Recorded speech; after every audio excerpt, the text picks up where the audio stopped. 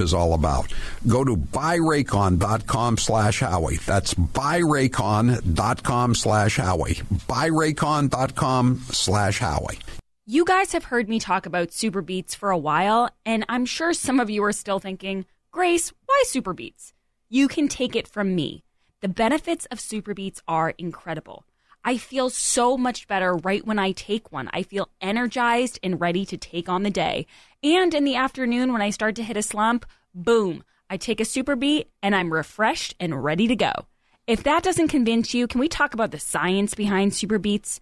Beets have nitrates. Nitrates support better blood flow, and better blood flow equals better energy and efficiency throughout the body and supports healthy blood pressure. And the science team behind Super Beets has conducted 11 clinical trials and was even given the Science Award by the Nutrition Business Journal. Go to www.superbeetsradio.com to find out more about Super Beets. Also, did I mention they taste really good too? That's www.superbeetsradio.com. www.superbeetsradio.com.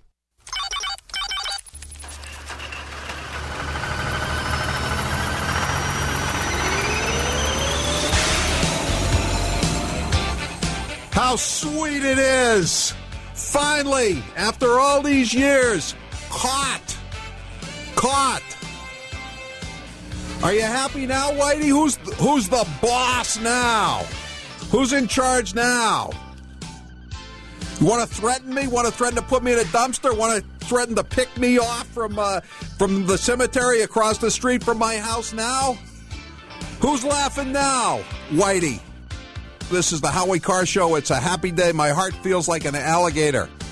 Whitey Bulger is in custody. His enforcers were the FBI and other elements of law enforcement.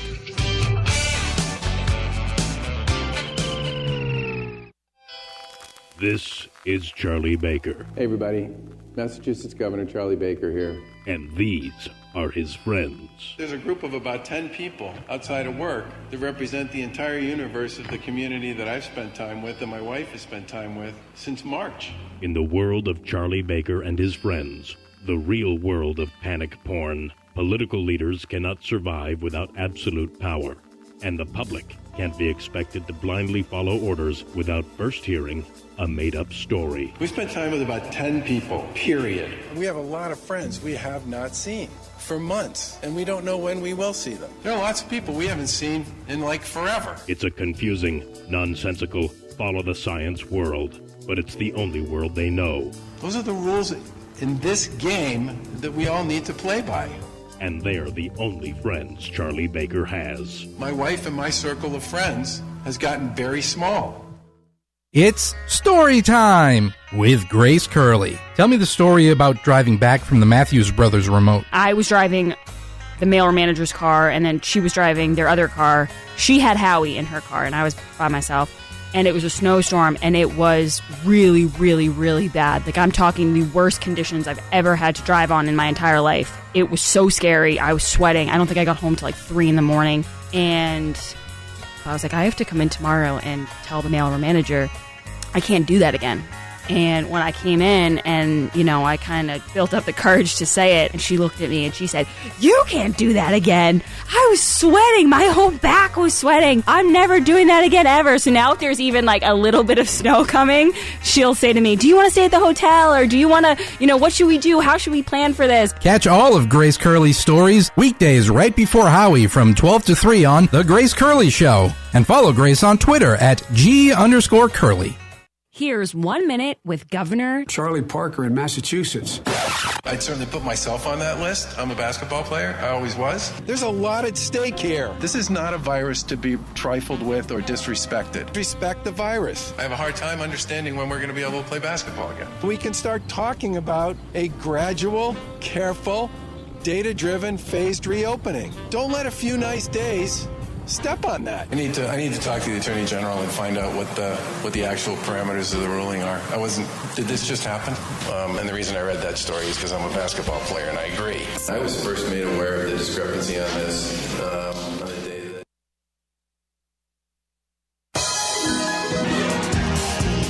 She's the Boston Herald's wittiest wordsmith, the last woman standing at the Whiskey Priest. Once a very legitimate magazine that we definitely didn't make up named her the Michael Jordan of radio. Wait, don't you think we're laying it on a little thick here, Grace? Just stick to the script. Oh, okay. Live from the Aviva Trattoria studio, it's the Grace Curley Show. Welcome back, everyone, to the Grace Curley Show. Did you miss us? We are back with more news and more stories and more guests. Great guests lined up for today, if I do say so myself. And we just want to get right into it. But before we do, another special shout out to WUVR, WNTK, and WHMP for tuning in today and joining us on this ride. We're so excited to have you. We hope to keep expanding bigger and bigger as time goes on. Also, I did a hit this morning in Orlando, and there was a lot of listeners to Good Morning Orlando who said they tune in. They're snowbirds, but they still listen to the Grace Curley Show, and we thank you all so much. Alrighty, now, without further ado, you know what I'm going to start with today. Some days it depends, and then other days something jumps out at you and you go, oh, that's the cut. So let's talk about the administration that we were told for months on end was going to usher in unity. That was Joe Biden's entire shtick. Because he was down the basement for most of the campaign, the entire appeal of the Biden administration was back to normal. You know, there's been so many mean tweets and so much division in this country under Trump. We need normal. We need to make America again. And we need to unify. And here comes Joe Biden hobbling in all his hair-sniffing glory, and he is going to usher in decency and normalcy back to the White House. You know, it's not going to be black versus white, Republican versus Democrat, men versus women. We are going to once again be Americans. Well, the issue with that is that his White House, there's several issues with that. One, it's a bald-faced lie. Two is his press secretary, Jen Psaki, is doing everything in her power to make conservatives believe that this administration not only does not care what they think, but actively dislikes them. I know that might come as a shock to you. If you've been paying attention over the last couple of years, you've seen the news hits where Don Lemon and Rick Wilson laughed about credulous boomer rubes. You probably witnessed Hillary Clinton talking about the basket of deplorables and irredeemables. You heard the name calling about bitter clingers. And who can forget Peter Strzok saying that he could smell the Trump support at a Walmart he was at. So this elitism and this prejudice is nothing new for all of us deplorables, proud deplorables. We're used to it. And then recently Joe Biden came out after the mask mandate was lifted in Texas, and he said that it was the result of Neanderthal thinking. So it became more and more clear that this was not going away. And the administration of unity has done it again. Jen Psaki, and now here's the deal with Jen Psaki. Sometimes I give the White House press secretary a break because she is the mouthpiece for a zombie president. She is trying to explain what's going on in the head of someone who has nothing going on. And that must be hard. And so a lot of times what she's doing is she's saying, oh, well, that he didn't mean that, or that was a miscommunication, or that's not his belief. You've heard all those things before. But then, as much as I give her that sometimes, she'll come out and say something totally on her own, a remark that you can tell she thought was a good idea. And I go, this actually, yeah, you might actually just be exceptionally bad at this job. That could be the case. Without further ado, Jen Psaki was talking about strengthening vaccine confidence in white conservative communities. Let's listen to what she said. Members of our COVID team, from Dr. Fauci and Dr. Collins, participate in a range of media interviews. You know, an example is Dr. Collins participated in the 700 Club. Dr. Nunez-Smith hosted a faith leaders roundtable. We're also we've run PSAs on the deadliest catch. We're engaged with NASCAR and country music TV. We're looking for a range of creative ways to get directly connected to white conservative communities. We won't always be the best messengers, but we're still trying to meet people where they are, but also empower local organizations. You're definitely not the best messengers. We can agree on that. Deadliest catch, NASCAR, and country music TV. And I saw a lot of replies to this. I saw a lot of conservatives talking about it today on the news. And Eddie Zipperer, I might be butchering his name, but he had the best response. He wrote, "We placed a PSA on every Mountain Dew bottle. What more can we do?" And that really is, I mean... And they're going to go back, to the Olive Garden. I am going to go to the Olive Garden. I'm going to say to them, give me a glass of Mountain Dew, turn on Deadliest Catch, and give me directions to the nearest Walmart. Thank you very much. And go Trump. This is the part of it that amazes me. And I went back to this transcript because my original issue with this is that when it comes to a lack of vaccine confidence, a lot of black communities are very skeptical of the vaccine. And I have no problem with them being skeptical. This is the United States of America. You can be skeptical. You can be proud of the vaccine. You can get it. You cannot get it. It is all whatever you want to do as an individual. But she did acknowledge that first. She did say we're trying to strengthen the confidence in black and brown communities. But when she goes on to explain how they are broadening confidence in the white communities, she feels that it is okay to mention NASCAR and Deadliest Catch. And I don't want to play the imagine game because in this situation, it would get me in a lot of trouble and I'm not going to do it. But as vaguely as I can, I'm going to say this. Imagine if Jen Psaki got up there and said, we're trying to strengthen the confidence in the vaccine in, now choose any other group besides white people. And to do that, we are placing ads on, and now pick any other television show that stereotypically that group would enjoy. There would be outrage. The black Surgeon General at one point said something about Big Mama, and there was outrage about that, and he's actually black. If she had done this with any other group besides redneck white Trump supporters, this would not be okay. But it's okay because they're running PSAs on the Deadliest Catch, okay? So stop. And also, I just have to say for the record here, I know a lot of Trump supporters. A lot of people in my family are Trump supporters, white conservatives. And you know what they all have in common, Jared? Most of them have gotten the vaccine. Happily. Most of them have grandkids. They don't want their kids to feel nervous about them coming to see their grandkids. A lot of white conservatives I know have gotten the vaccine. In fact, the only group of people that seems to be stirring up this anti-vaxxer narrative are people like Dr. Fauci and Dr. Rochelle Walensky and Joy Reid. The left, elitist media and government officials are the people that are destroying confidence in this vaccine. So maybe Jen Psaki and company should stop spending time running PSAs on Deadliest Catch and just pull Dr. Fauci aside. They don't even have to, this would be free of charge for them. They could just pull Dr. Fauci aside and say, hey, do us a favor. Next time you go out on your next media hit, which is 30 seconds away, where you're jam-packed up all day long with media hits, maybe tell people that things are going to be good if they get the vaccine. Just a thought. Maybe throw in a little incentive, like you can take off your fourth mask if you get the vaccine. Maybe stop telling people that there's no end in sight. I feel, and maybe I'm naive, I think that would do 10 times more than the Deadliest Catch PSA.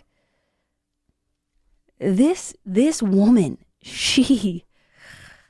Wow, White than you, Ben Affleck. she really, she's racist. I mean, it's a racist thing to say, or it's at least a prejudiced thing to say. But then again, it's against white people, so it's all good. Guys, when we get back, we'll be talking about some of the riots and protests last night. I have a great guest, Freddie Gray. He's from Spectator. He has an awesome piece out on some of the looting and rioting, and we'll be talking about that at 12:30. Also, really exciting, at 1 o'clock, I have a guest I'm so excited about. He's a World War II vet. He survived lung cancer and coronavirus. And just a fun fact, Jared, he got his college degree at age 75. I just read this guy's story because I wanted to have him on the show. He's from East Bridgewater. And I get the story and I'm reading it. Incredible life. I think I might spend more time just asking him to go over his life rather than the COVID situation. But I'm really excited about that. A lot of great guests. We'll take your calls, 844-500-4242. And here's the other thing. It's true what they say at Perfect Smiles. Change your smile, change your life. I saw the change with Howie and with the mailroom manager. Many people walk around all day long not smiling. You know, you do the half smile. You're trying to cover your teeth up. That is no way to live. You should be happy with your teeth. You should be proud of your teeth.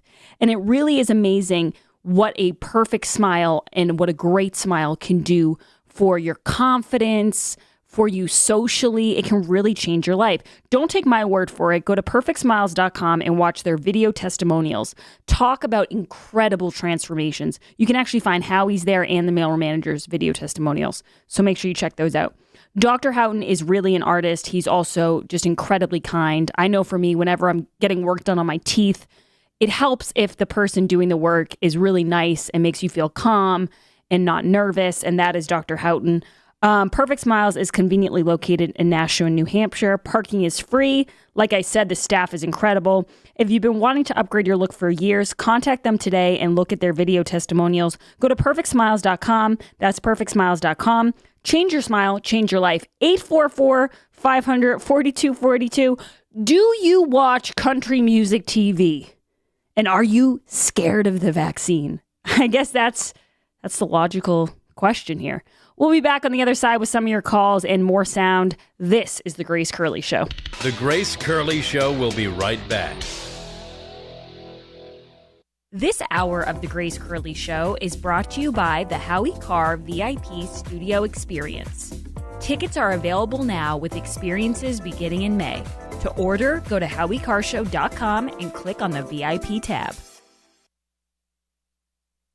Joe Biden accuses Trump of being a racist, but if you listen to Biden's comments, you would agree that he doth protest too much. If you take a test where you're taking cocaine or not, what do you think, huh? Are you a junkie? The first mainstream African-American who was articulate and bright and clean. And Madam President, we have predators on our streets. That kid wearing a hoodie may very well be the next poet laureate and not a gangbanger. They are beyond the pale, many of those people. God love you. You've been here all day. My Lord, you may feel like you're being incarcerated. We have no choice but to take them out of society. Poor kids are just as bright and just as talented as white kids. I think the two-party system is good for the South and good for the Negro. They're going to put you all back in chains. Unlike the African-American community, with notable exceptions, the Latino community is an incredibly diverse community with incredibly different attitudes about different things. If you have a problem figuring out whether you're for me or Trump, and you ain't black.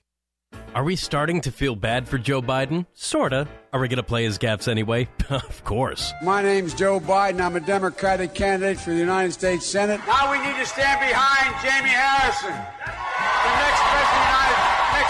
I'm looking forward to appointing the first African-American woman to the United States Senate. Just like here in California, here in Nevada. Back in the spring, late fall, late spring, late winter, early fall, anyway, you know what I mean. Look, tomorrow's Superstar Tuesday. I tell you what, I'm rushing ahead, aren't I? We hold these truths to be self-evident. All men and women created by you know the thing. It says you cannot have 20, 30, 40, 50 clips in a weapon. We'll see who's sleepy. Mr. Vice President, thank you. All right, Chuck, thank you very much. All right, it's crisp. Sometimes I wake up and I think it's 1920 and not 2020. Joe Biden's plagiarizing prowess proves one thing: he's been stealing all his life. Why is it that Joe Biden is the first in his family ever to go to a university? Why am I the first Kinnick in 1,000 generations to be able to get to university? Why is it that my wife, who's sitting out there in the audience, is the first in her family to ever go to college? Why is Glenys the first woman in her family in 1,000 generations to be able to get to university? No, it's not because they weren't as smart. Does anybody really think that they didn't get what we had because they didn't have the talent? It's not because they didn't work as hard. Or the strength, or the endurance, or the commitment. Of course not. It's because they didn't have a platform upon which to stand. It was because there was no platform upon which they could stand. I should have said, to paraphrase Neil Kinnock, it's the only time I didn't, and all the times I've ever used it. Come on, man.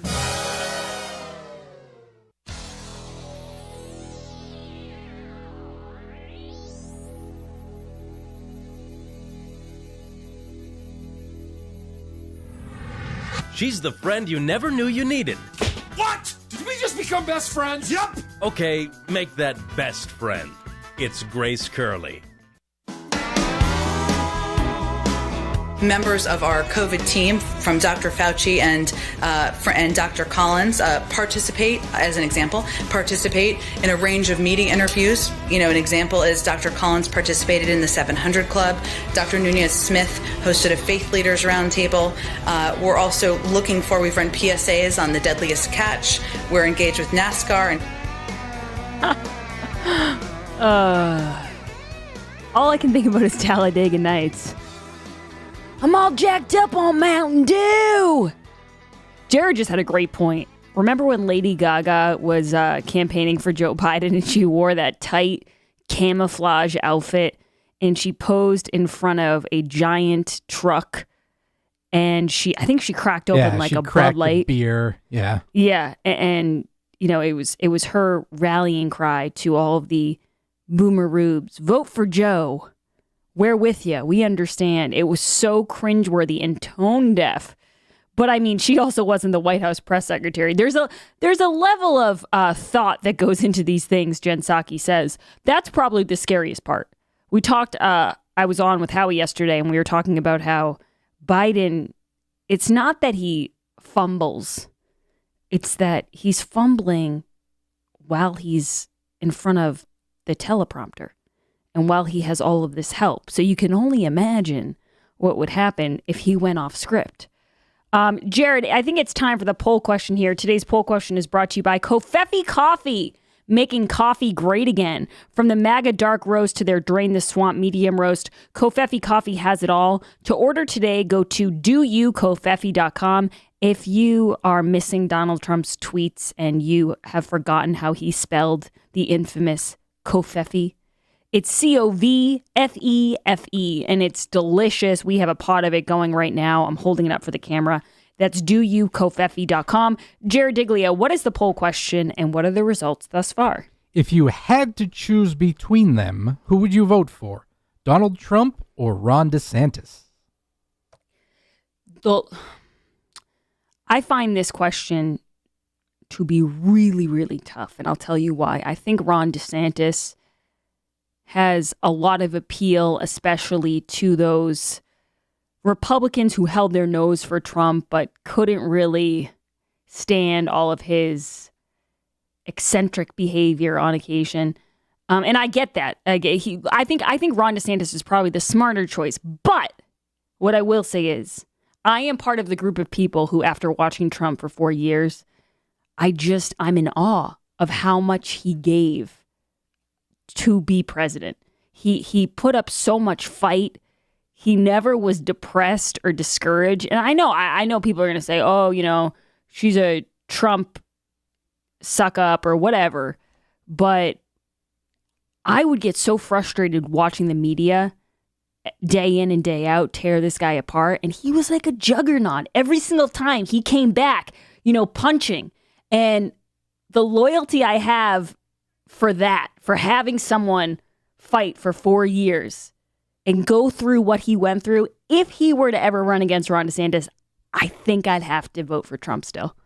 Donald Trump in the lead at 54% for 46 to Ron DeSantis. Very close. It would be tough, though. It would be tough because I do love Ron DeSantis. That's like trying to choose between a low-grade beer, the deadliest catch, or chewing tobacco. You just can't.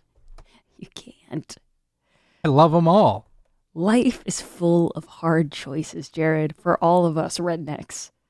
Tonight, like a spider monkey jacked up on Mountain Dew.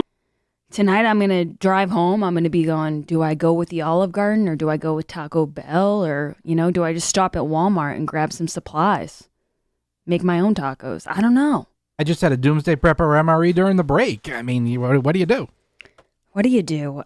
Speaking of vaccinations, so Kamala Harris is discussing, I'm sorry, not Kamala Harris, Jen Psaki is discussing how she's trying to amp up the confidence in the vaccines. And listen to, this is Dr. Rochelle Walensky. You guys remember her because she was the same woman who went off script to tell us about the impending doom that she feared. She's a CDC director. That tells you most of what you need to know. She's an expert. And she was asked about Michigan and how they're having a surging COVID outbreak. And take a listen to what she said, cut 2. The answer to that is to really close things down, to go back to our basics, to go back to where we were last spring, last summer, and to shut things down, to flatten the curve. But really what we need to do in those situations is shut things down. I think if we tried to vaccinate our way out of what is happening in Michigan, we would be disappointed that it took so long for the vaccine to work. How about no? No, Jared, I need another drop. I feel like I'm taking crazy pills. I feel like I'm taking crazy pills. Thank you, Mugatu. This is insanity. The gall of this woman, even Fauci, and I don't give Dr. If you're a fan of the Grace Curley Show, you know that I don't give Dr. Fauci a lot of credit. But even Dr. Fauci knows that he should not be using those trigger words, flatten the curve. Because every person hears those, and whether or not you praise at the altar of Fauci or not, when you hear flatten the curve, your hypocrisy bell starts dinging. Because you remember that time in your life when you're watching Tiger King and going, oh, only 5 more days till we get to stop this. She has the nerve to actually say, not only does Michigan, they're not going to be helped by vaccines, but we need to go back to shutting everything down after a year. And it's really amazing because the places that shut down the hardest, it hasn't really helped them at all. But she's still a fan of the shutdowns. The hypocrisy knows no bounds. All right, guys, we got Freddie Gray from The Spectator. He's talking about crime and no punishment in Minneapolis. We'll be back on the other side. Do not go anywhere. This is The Grace Curley Show.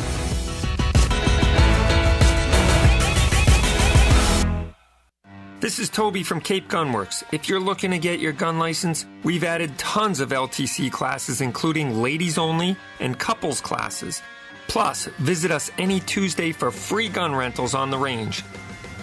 Don't forget to listen to Rapid Fire every Saturday night at 7 p.m. on WXDK or on the iHeart Radio app. We'll be talking everything guns, freedom, and self-defense, sponsored by Vortex Optics. So go to CapeGunworks.com and check it out. I'm going back to Massachusetts. Howie Carr is coming home from Florida. Yes, he's tearing himself away from Mar-a-Lago to return home and welcome the VIPs back into the studio this May. So reserve your tickets now before they're gone. The VIPs are offered a selection of autographed Howie Carr books and even a dinner. By the way, the books are great for Mother's Day, Father's Day, or just summer reading. Go to HowieCarrShow.com and click on VIP Experience. He's the gaff that keeps on giving. Here's 1 minute of former Vice President Joe Biden. You teachers who touch them, figuratively speaking, well, I hope you touch them and tell them how much you love them too. But my point is, when you touch their hearts. I get in trouble some of the things I say, but I want to tell you, just be straight up. If I'm your president, with me it starts here in my gut, it goes to my heart, and then I articulate it. And by the way, I sit on the stand and it get hot. I got hairy legs that turn blonde in the sun. And the kids used to come up and reach in the pool and rub my leg down so it was straight, and then watch the hair come back up again. 1.2 billion. So you go ahead and you stack spaghetti sauce at a store in a supermarket. You control the guy or the woman who brings out the carts on a forklift. So I learned about roaches. I learned about kids jumping on my lap. And I've loved kids jumping on my lap. You guys have heard me talk about Super Beets for a while, and I'm sure some of you are still thinking, Grace, why Super Beets? You can take it from me. The benefits of Super Beets are incredible. I feel so much better right when I take one. I feel energized and ready to take on the day. And in the afternoon when I start to hit a slump, boom, I take a Super Beet and I'm refreshed and ready to go. If that doesn't convince you, can we talk about the science behind Super Beets? Beets have nitrates. Nitrates support better blood flow, and better blood flow equals better energy and efficiency throughout the body and supports healthy blood pressure. And the science team behind Super Beets has conducted 11 clinical trials and was even given the Science Award by the Nutrition Business Journal. Go to www.superbeetsradio.com to find out more about Super Beets. Also, did I mention they taste really good too? That's www.superbeetsradio.com. www.superbeetsradio.com. What deal can we have, Crazy Nancy? The Constitution does not say that a person can shout wolf in a crowded theater. But to be clear, you're not taking any arrows out of your quiver. You're not ruling anything out. Good morning. Sunday morning. Chocolate, candy, chocolate, and then we have some other chocolate here. Consistently practice social distancing. Why does AOC complain that you have not been grooming younger people for leadership? I don't know. You'll have to ask her. That was kind of sharp. I'm not a big needle taker. I mean, I had a hard time getting my ears pierced. I'm not a big needle taker. I mean, Mother Earth is angry. She's telling us. What do you think is causing this erratic behavior? I think that the president has always had erratic behavior. I have ice cream in my freezer. I guess that's better than having Lysol in somebody's lungs. Civilization as we know it is at stake. I don't drink, but I'm happy to have ice cream with anybody, anytime. You ever noticed how Charlie Baker's becoming very recognizable these days? I think that the most important thing we need to do at this point in time is recognize the importance of recognizing and understanding, which is why we recognize and understand that in addition to recognizing the investments, and we absolutely recognize and understand that every one of these decisions, folks in law enforcement can incorporate recognizing and understanding issues like that into the way they engage with people, focusing on recognizing spending money, because we recognize that many people in public life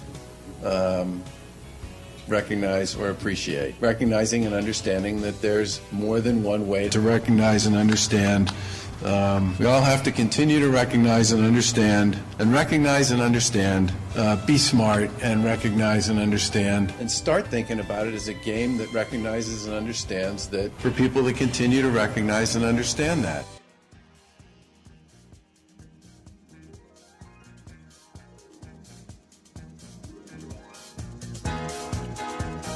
Live from the Aviva Trattoria studio.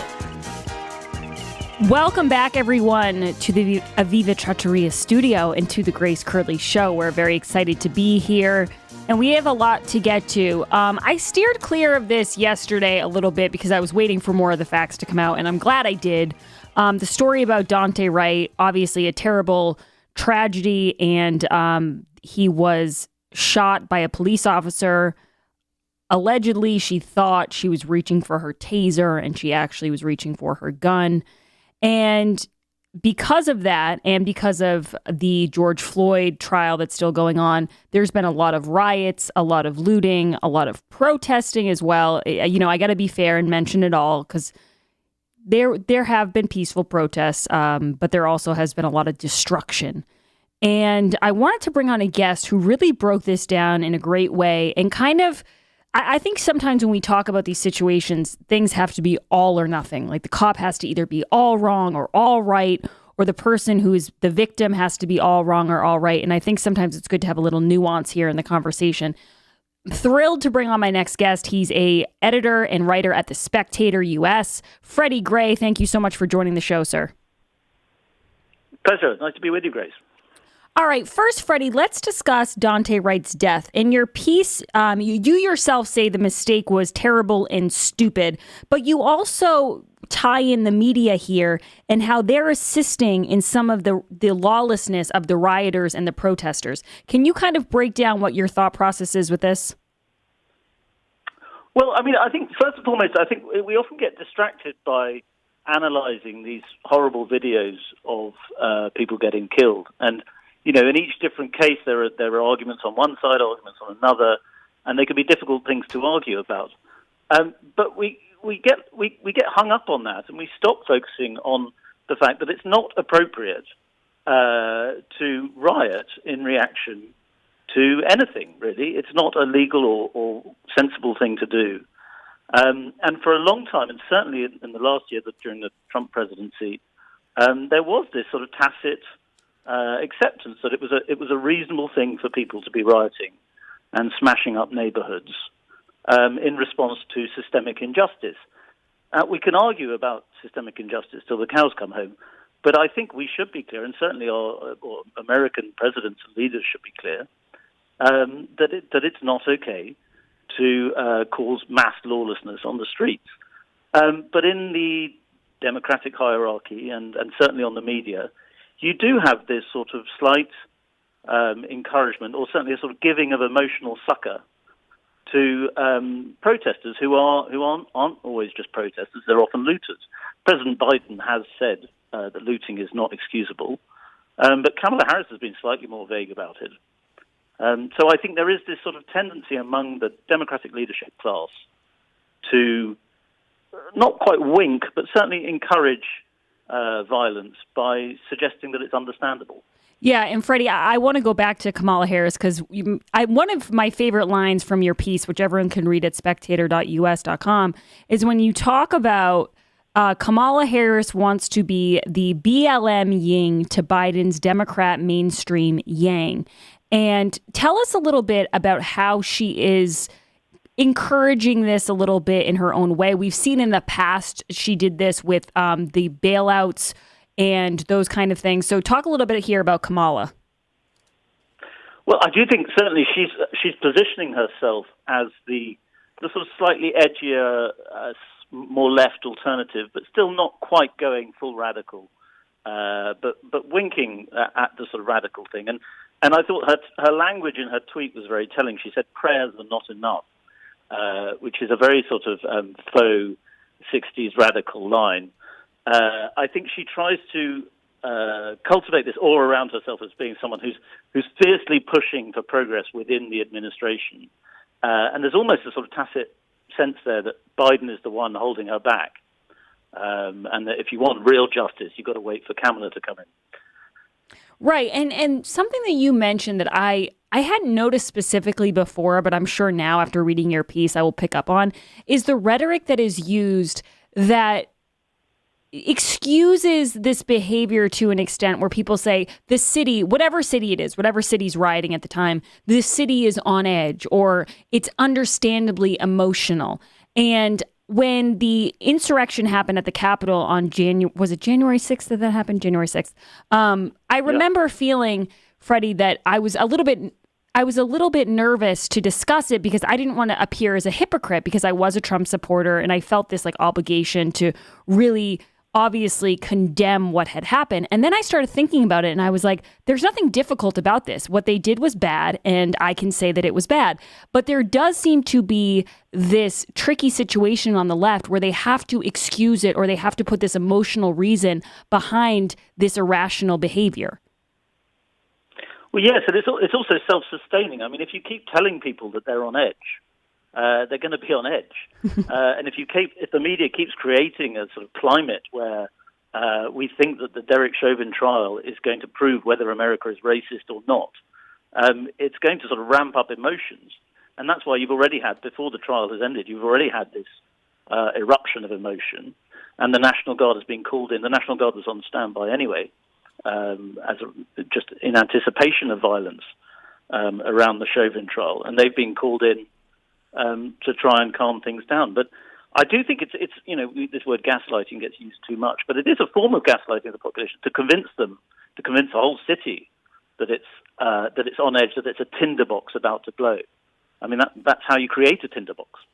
Right, and you reference a piece that's going viral today, which I don't have because there were a lot of curses in it, but it's a CNN correspondent, Sarah Sidner, and she's talking to a man, I believe it's in Minneapolis, and she's talking to this man, and he says that the media is, really trying to fan the flames here and create a narrative. And tell us a little bit about that reaction and the reporter/activist reaction to the backlash.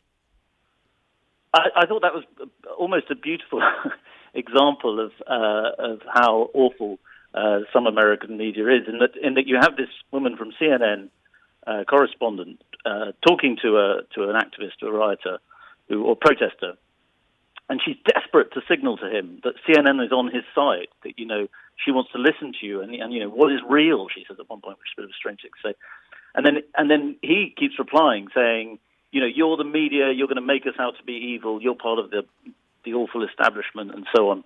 And it's this sort of completely hopeless conversation. And it was a bit like watching a parent, a really bad parent, overindulging a very difficult child.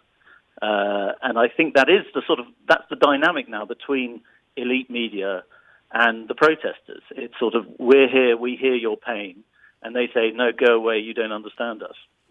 Yeah, and there does seem to be, I've noticed over the last couple of months, this pushback for the media, and kind of people are starting to see them as part of the problem and fanning a lot of this divisiveness that gets spoken about. And you mentioned the fact, which I think is really interesting, that when this was happening under Donald Trump, it was for several reasons. One, according to the left, America is built on systemic racism, but also two, we had a racist president. Again, I'm just speaking, the viewpoint of some people. And now that Joe Biden's in office, I'm curious how they're going to frame this, because now they have Joe Biden, who's, the unifier in chief, and they have Kamala Harris. So has anything changed, or is everything pretty much the same? It's pretty much the same, but there's a sort of subtle tweak in the rhetoric. There's more talk about healing now, and the talk about healing comes from the top, comes from the president and the vice president. And so, the real excuse for a lot of the violence last year was, of course these people are reacting because the president of the United States is a racist, and so on. You'd hear a lot of that. Now they can't say that. And so there's this sort of this idea that they're recovering from a wound, and that's the sort of the rhetoric. Right. And speaking of the rhetoric, though, there does seem to be this desire to only have the narrative that the left wants. And I want to play you a cut here. I'm speaking with Freddie Gray from The Spectator. Everyone should check out his work. He also does podcasts for The Spectator, and they're wonderful. This is Chief Gannon. He called what happened a riot, and listen to the blowback from reporters. This is cut 11. What was your decision to issue a dispersal order while they were peacefully protesting in front of the police station? What led to you to issue a dispersal order, and then on the back end of that 10-minute dispersal order, then to issue out CO2 canisters and gas for the crowd? So, can you talk to us about that? Just so everybody's clear, I was front and center at the protest, at the riot. We did not. It was not a riot. Don't do that. There was no riot. There was. So the officers that were putting themselves in harm's way were being pelted with frozen cans of pop. They were being pelted with concrete blocks. And yes, we had our helmets on and we had other protection gear, but an officer was injured, hit in the head with a brick. That was a Hennepin County deputy. He was transported to the hospital. So. And Freddie, I've gotten used to the American media kind of, taking something and then adding their little updates or corrections and saying, actually, it wasn't a riot, fact check. But to fact check this guy who was there in real life on camera is kind of amazing. Well, it's a new level of insanity, and it's one that's got worse, actually, as the riots have sort of continued for the last year. There's been sporadic riots. Is this attempt to say that it's not actually a riot? There was a whole largely peaceful protest thing which became a sort of joke. But it wasn't a joke that went away. It wasn't like everyone said, oh, that was stupid and laughed it off. Now, it's got worse. I mean, anybody suggesting that a riot is a riot is told effectively that they're racist or that they're making up something in order to make headlines. And it again ties into this media dynamic of the more the media tries to placate the mob by saying, oh, no, it's just peaceful, the more the mobs realizes that they have the upper hand over the media and says, you're the biased media, stop portraying us as rioting, even though the media aren't portraying them as rioting. Yeah, no, the media, if anything, has burning buildings behind them, and they're saying, everything looks good here. Everything is going swimmingly. Freddie Gray, thank you so much for joining the show. Where can people follow you on Twitter and read all of your stuff? Well, spectator.us is the Spectator's American website. You can also see an excellent article or two by Grace Curley on there. I'm on Twitter at FreddieGray31. Thank you so much, Freddie. We hope to have you on the show again soon. Freddie actually has edited a lot of my pieces, so he's definitely has his work cut out for him going through all that grammar and stuff. But he's an excellent guest. Everyone should read his pieces. This one's really, really well done and kind of breaks down how a lot of the narratives involving the riots and looting in Minneapolis aren't adding up with what's actually happening. And we've seen that so many times before. Guys, now before we go to break here, I have one more thing to tell you. Since I was in my early 20s, I've struggled with acid reflux. And it makes sense. It's not one of those things where you go, why do I keep getting this? I mean, at one point I was drinking Diet Coke by the gallon, and then I switched over, and then I started, eating salsa and onions and chocolate, and all those things are triggers for acid reflux and heartburn. So I tried everything. I tried all the quick fixes to make myself feel better. Apple cider vinegar, whatever it is. I would take it because if you've ever had acid reflux, it's so painful and it's just so uncomfortable. But nothing worked. Nothing worked, especially not long term. Until I found Balance 7. It's my one-stop shopping. It helps increase my energy levels. It aids in my digestion. It helps with heartburn and so much more. Check out balance7.com and learn why balancing your body is so important for the performance of your immune system. This is an amazing product. You simply drink a total of 3 ounces a day, and within 72 hours, you'll feel better. You'll have better energy. You'll just feel healthier overall. Order your 1-month supply at balance7.com. Use code word GRACEFREE to save $10 off your first order and get free shipping. Be one of the first 50 to purchase Balance 7 and receive smooth skin, an exfoliant, and deep cleansing skin conditioner valued at $13.99 for free. If you've struggled with acid reflux like me, or if you just want to feel really great every day, I can tell you that Balance 7 is the product for you. Order now, receive $10 off your first order of a 30-day supply, get free shipping, and a chance to receive smooth skin conditioner for, it's a value of $13.99, and you'll get it for free. This is an awesome product. Make sure you check it out. We'll be back on the other side with some of your calls. 844-500-4242. This is The Grace Curley Show. She's never held office, but she paid the Whiskey Priest's monthly rent once. She's Grace Curley. What deal can we have, Crazy Nancy? The Constitution does not say that a person can shout wolf in a crowded theater. But to be clear, you're not taking any arrows out of your quiver. You're not ruling anything out. Good morning. Sunday morning. Chocolate, candy, chocolate, and then we have some other chocolate here. Consistently practice social distancing. Why does AOC complain that you have not been grooming younger people for leadership? I don't know. You'll have to ask her. That was kind of sharp. I'm not a big needle taker. I mean, I had a hard time getting my ears pierced. I'm not a big needle taker. Mother Earth is angry. She's telling us. What do you think is causing this erratic behavior? I think that the president has always had erratic behavior. I have ice cream in my freezer. I guess that's better than having Lysol in somebody's lungs. Civilization as we know it is at stake. I don't drink, but I'm happy to have ice cream with anybody anytime. Hair loss is not one of life's more enjoyable experiences. If you're looking to fill in your hairline or reverse years of hair loss, DiStefano Hair Restoration will create a result that will be a transformative experience. The result of my IGT procedure was quite remarkable. I now have fuller, thicker hair so I can even wear it a bit longer. There are a few major decisions I've made in my life that I wish I did sooner. My hair restoration is number one. It was by far one of the best moves I've ever made. My hair looks awesome, and the confidence from having a full head of hair again has left me feeling great. I used to look in the mirror and dreaded seeing my ever-increasing bald spot. Now when I look in the mirror, I see the new me with a full head of thick hair. For information on how to make the same choice I did, go to hairman.com/Howie. What are you waiting for? More hair to fall out? Get the hair you've always wanted. Hairman.com/Howie. It's story time with Grace Curley. Tell me the story of how the Dirty Rats podcast happened. We were sitting in a staff meeting, and I started talking about how I love true crime podcasts. I listen to them all the time on my ride home, and the mailroom manager suddenly said, "Wait a second, we have true crime."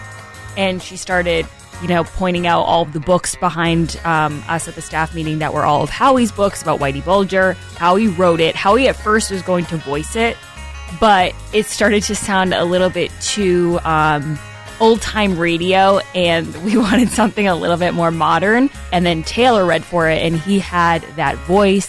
It just worked. Happy to say it turned out great, and it was really fun. And I was pleasantly surprised at how good it sounded. Catch all of Grace Curley's stories weekdays right before Howie from 12 to 3 on The Grace Curley Show. And follow Grace on Twitter at @G_Curley.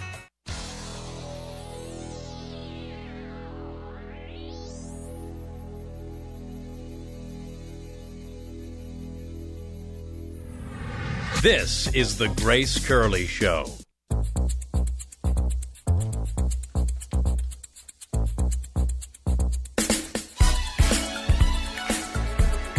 Welcome back to the Grace Curley Show. We just had Freddie Gray on from Spectator, and I actually have good news. You can get 10% off a Spectator US subscription with code GRACE. My editor just sent me this just for you guys. Spectator.us/subscribe. Use code GRACE to get 10% off. It's a really great publication. I'm not just saying that because I write for them. Okay, now I do want to wrap up here. I'm sure we'll be talking about this more throughout the day, but protests were breaking out across the U.S. over police shooting of Daunte Wright. I want to be very clear. This mistake, I agree with Freddie Gray. This mistake was stupid and avoidable. I mean, picking up your gun and thinking it's your taser, that's bad. That is bad. But I also want to say that I don't agree with the rioting. I don't agree that breaking down a storefront helps any situation. Now, Representative Tlaib is calling for an end to policing following Daunte Wright shooting in Minnesota. Did you see this tweet, Jared? I did not, actually. It is insane, and that is being generous. She says, "I am done with those who condone government-funded murder. No more policing, incarceration, and militarization. It can't be reformed." She also said it wasn't an accident. Policing in our country is inherently and intentionally racist. Daunte Wright was met with aggression and violence. It is possible. I know not in 2021 because everything is about race, but it is possible that she could have made this mistake with a white guy too, or a white woman or a black woman. She could have just made a bad mistake as a cop and not a bad mistake as a racist cop. I'm just throwing that out there. To say that we know that this had something to do with race seems to be a bit of a jump. But nonetheless, there are protests breaking out everywhere. Burn the precincts to the ground in every city and every town. A mob marching through Portland was filmed chanting. Portland always manages to get involved with these things. Whenever there's any sort of police violence or, police scandals, they take it and they run with it and they just go crazy. Antifa in Portland was, causing all sorts of ruckus. Photos also showed protesters also in black clothes streaming through a Washington, D.C. subway station as hundreds gathered at the Capitol. In the Big Apple, dozens of marchers shut down a portion of the Manhattan Bridge on Monday night in what was a mostly peaceful protest. I think what's happened here, I think Freddie Gray put it really well. The government and police never... And no, you know what I'm going to say? The politicians never made it clear that they didn't support this and that you couldn't get away with, let's say, burning down a storefront or stealing a bunch of stuff from a high-end store. And now it's just the norm. Now, anytime there is a reason for peaceful protesting, which I have no problem with peaceful protesting, it seems that there's also a reason for insanity. And that is something I do not agree with. When we get back on the other side, I am talking to an incredible person. He is a World War II vet. He survived lung cancer. And he also survived COVID. And I can't wait to talk to this guy. I think you guys are really going to like him. We'll also be talking a little bit more about Jen Psaki, about COVID-19. And I have a journalism in the news. I don't know if you saw this piece, Jared, but remember last week Kamala Harris was getting a snack? Yes. At a Chicago bakery. A lot of people were critical, you know. I thought she was in charge of the border. Why is she eating a slice of German chocolate cake in Chicago? And the White House was like, listen, she's helping with COVID. Well, she made another stop, and this one might be even more frivolous. She stopped at a crochet store to talk about her love of crocheting. We'll be back on the other side with more of your calls and some special guests. Don't go anywhere. This is The Grace Curley Show.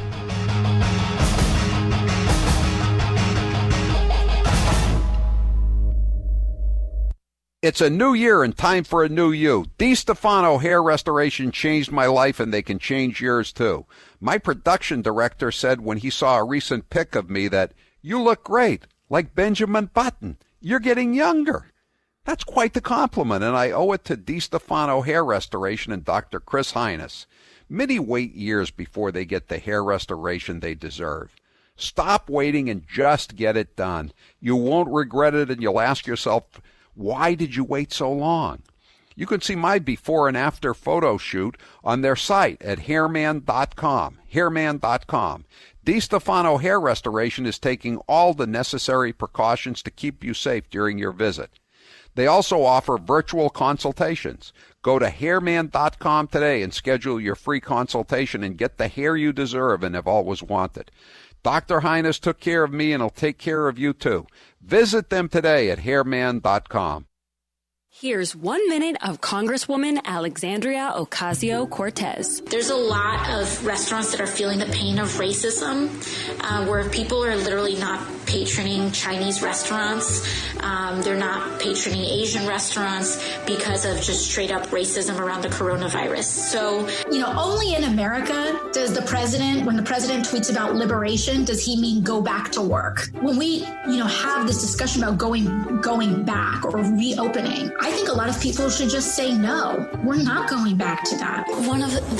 I know it sounds banal. Do we know how long puppies are allowed to stay with their mothers after a dog has given birth? I don't.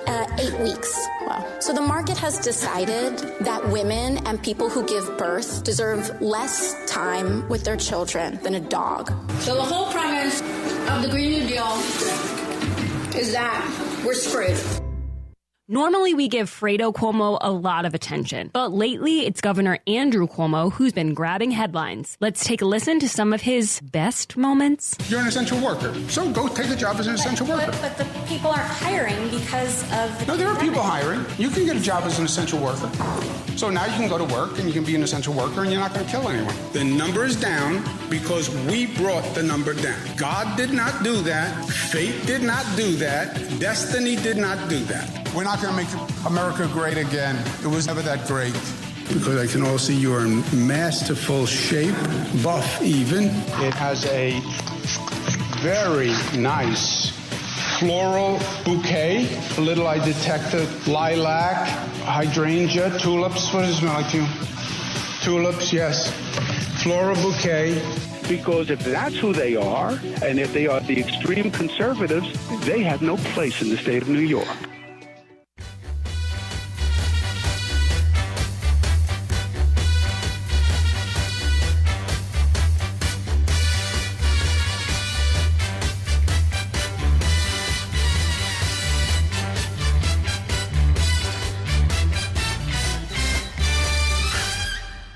You've been hearing me talk about Super Beets for a while now, and I'm sure some of you are still thinking, why Super Beets? You could take it from me. The benefits of Super Beets are incredible. I take them twice a day. Once in the morning when I get up, even before I have my first cup of coffee, and the other time in the afternoon, right before the show. It gives me a burst of energy. It's great for my blood pressure. It's good for circulation. It just makes you feel better. If that doesn't convince you, we can talk about the science behind Super Beets. Beets have nitrates. Nitrates support better blood flow, and better blood flow equals better energy and efficiency throughout the body, and even supports healthy blood pressure. But Super Beets does so much more than eating regular beets and is unparalleled compared to other beet powders. Just one scoop of Super Beets has the nitric oxide equivalent of 3 whole beets. Go to superbeetsradio.com/Howie and try out Super Beets yourself. www.superbeetsradio.com/Howie. www.superbeetsradio.com/Howie.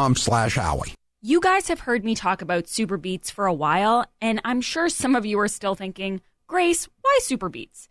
You can take it from me. The benefits of Super Beets are incredible. I feel so much better right when I take one. I feel energized and ready to take on the day. And in the afternoon when I start to hit a slump, boom, I take a Super Beet and I'm refreshed and ready to go. If that doesn't convince you, can we talk about the science behind Super Beets? Beets have nitrates. Nitrates support better blood flow, and better blood flow equals better energy and efficiency throughout the body and supports healthy blood pressure. And the science team behind Super Beets has conducted 11 clinical trials and was even given the Science Award by the Nutrition Business Journal. Go to www.superbeetsradio.com to find out more about Super Beets. Also, did I mention they taste really good too? That's www.superbeetsradio.com. www.superbeetsradio.com.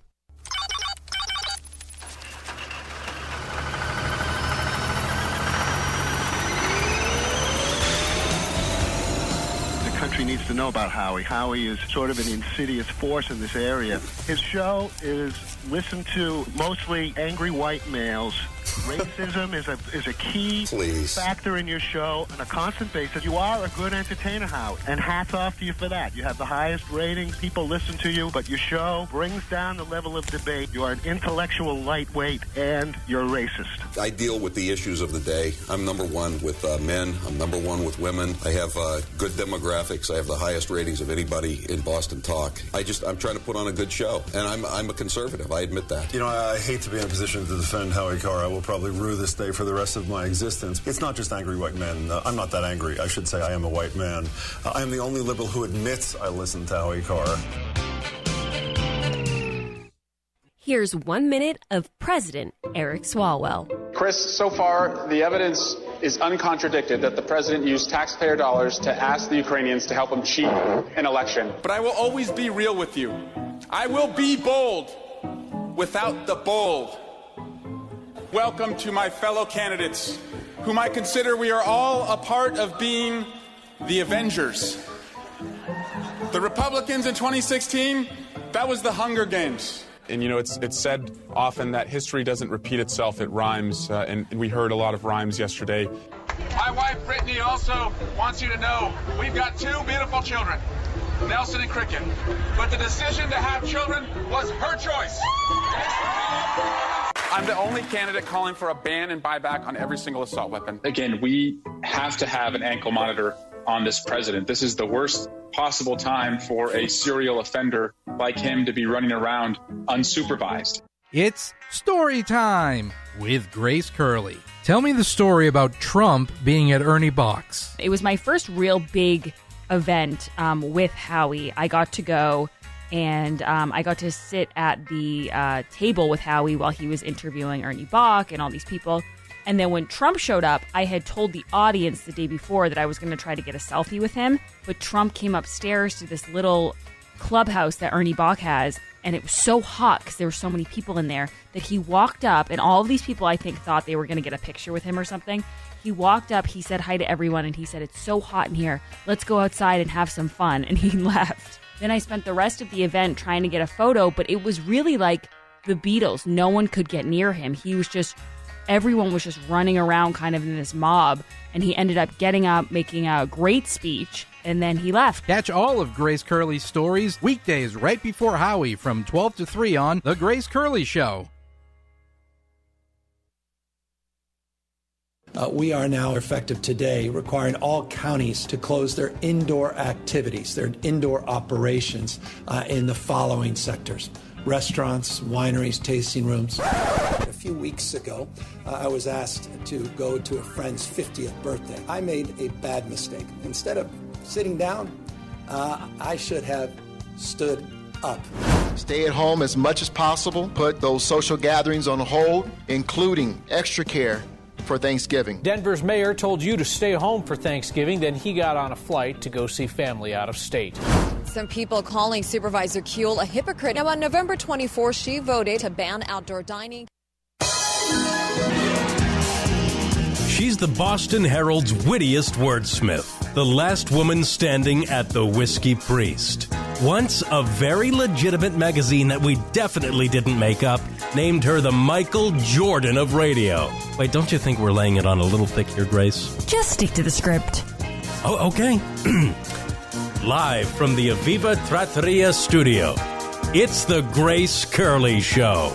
Welcome back to the Grace Curley Show. Okay, guys, so let's get right into this. I am guilty of reporting on all of the negative news, and I don't blame myself. I mean, Dr. Fauci's out there every day, and he's making a good case for it. CNN and MSNBC, everyone is telling us that the end is near, we are doomed, and it just seems like everywhere you turn, there's depressing news, and that's just all we got, but it's not. And occasionally I stumble upon a different story. And I have to tell you guys about this man who I'm about to interview, because when I first got the call from his son, I was told that this man, his name is James Gargiola, that he survived COVID and he's 95 years old. And that was kind of the headline that his son told me. And that is a headline. I mean, this disease or this virus really does affect older people. So whenever you hear of an older person combating the disease, you're happy and it gives you hope.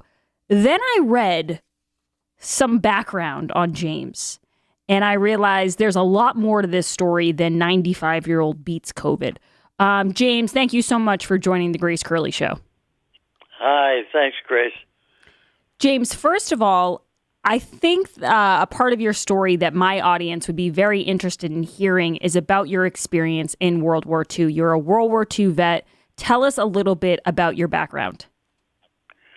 Well, I was one of the smallest Marines they ever had, and but I was always seemed to be with a bunch of guys like John Wayne, who or James Arness, who would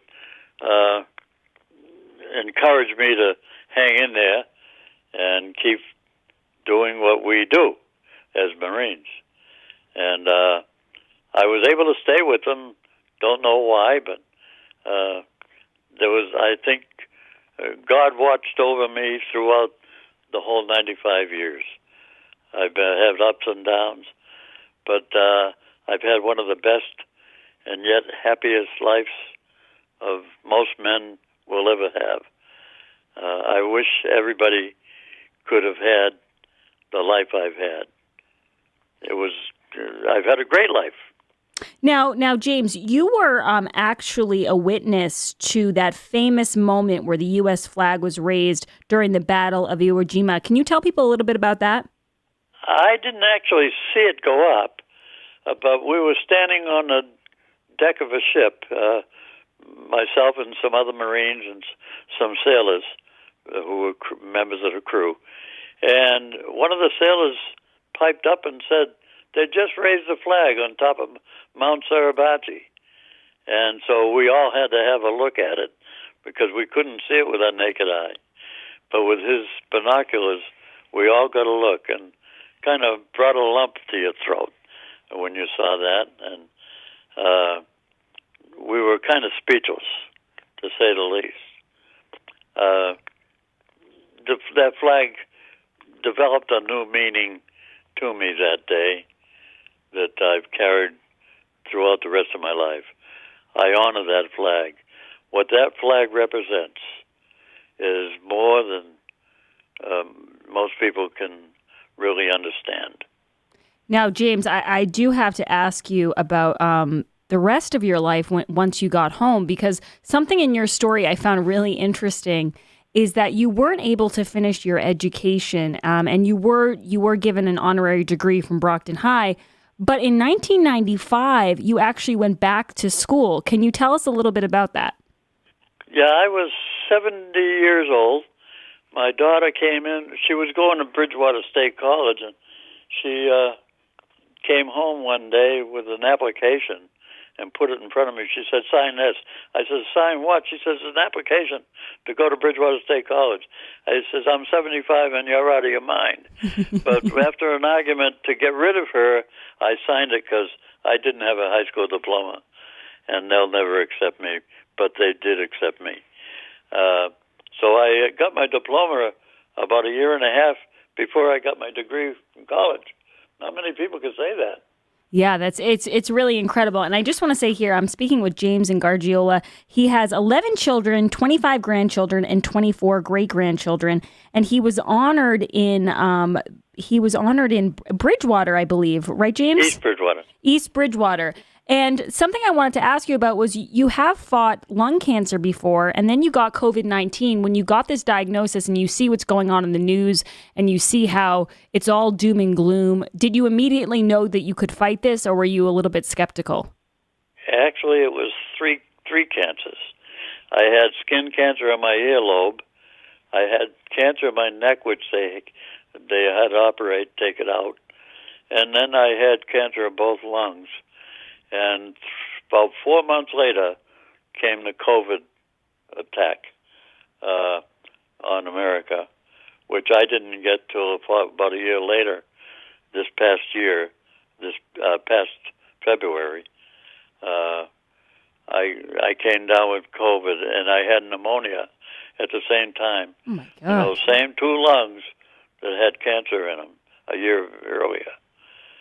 So it's been quite a struggle, and I'm laying in a hospital, and there was a young fireman who, during part-time, off-duty fireman, worked in the emergency room at the hospital. And I don't know if what fire department he came from, and I wish I knew his name, because he encouraged me to fight this COVID thing. He seemed to pay more attention to me than others. I don't know if he really did or not, but he was with me a lot, and treating me like maybe I'm a relative or something. He realized my background of being a veteran of World War II, and I think that might have drew him to me. And then my daughter called me, and my daughter is a nurse, and she has held the hand of many people who were about to leave this world. And she seemed to have a gift for that. And I told her, "You won't be able to come here and hold my hand, but I'm about to leave this world." And she said, "Don't you dare do this to me, Daddy." And this is the same girl that sat on my knee when she was little, put her arms around my neck and give me a kiss on the cheek and say, "I love you, Daddy."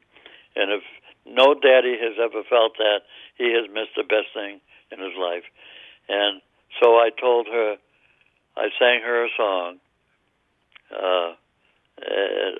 about not giving up. And and I didn't give up. She encouraged me to stay between her and that fireman. I had to fight this thing. And I don't know how I fought it, but it must have been God himself reaching down and taking hold of me.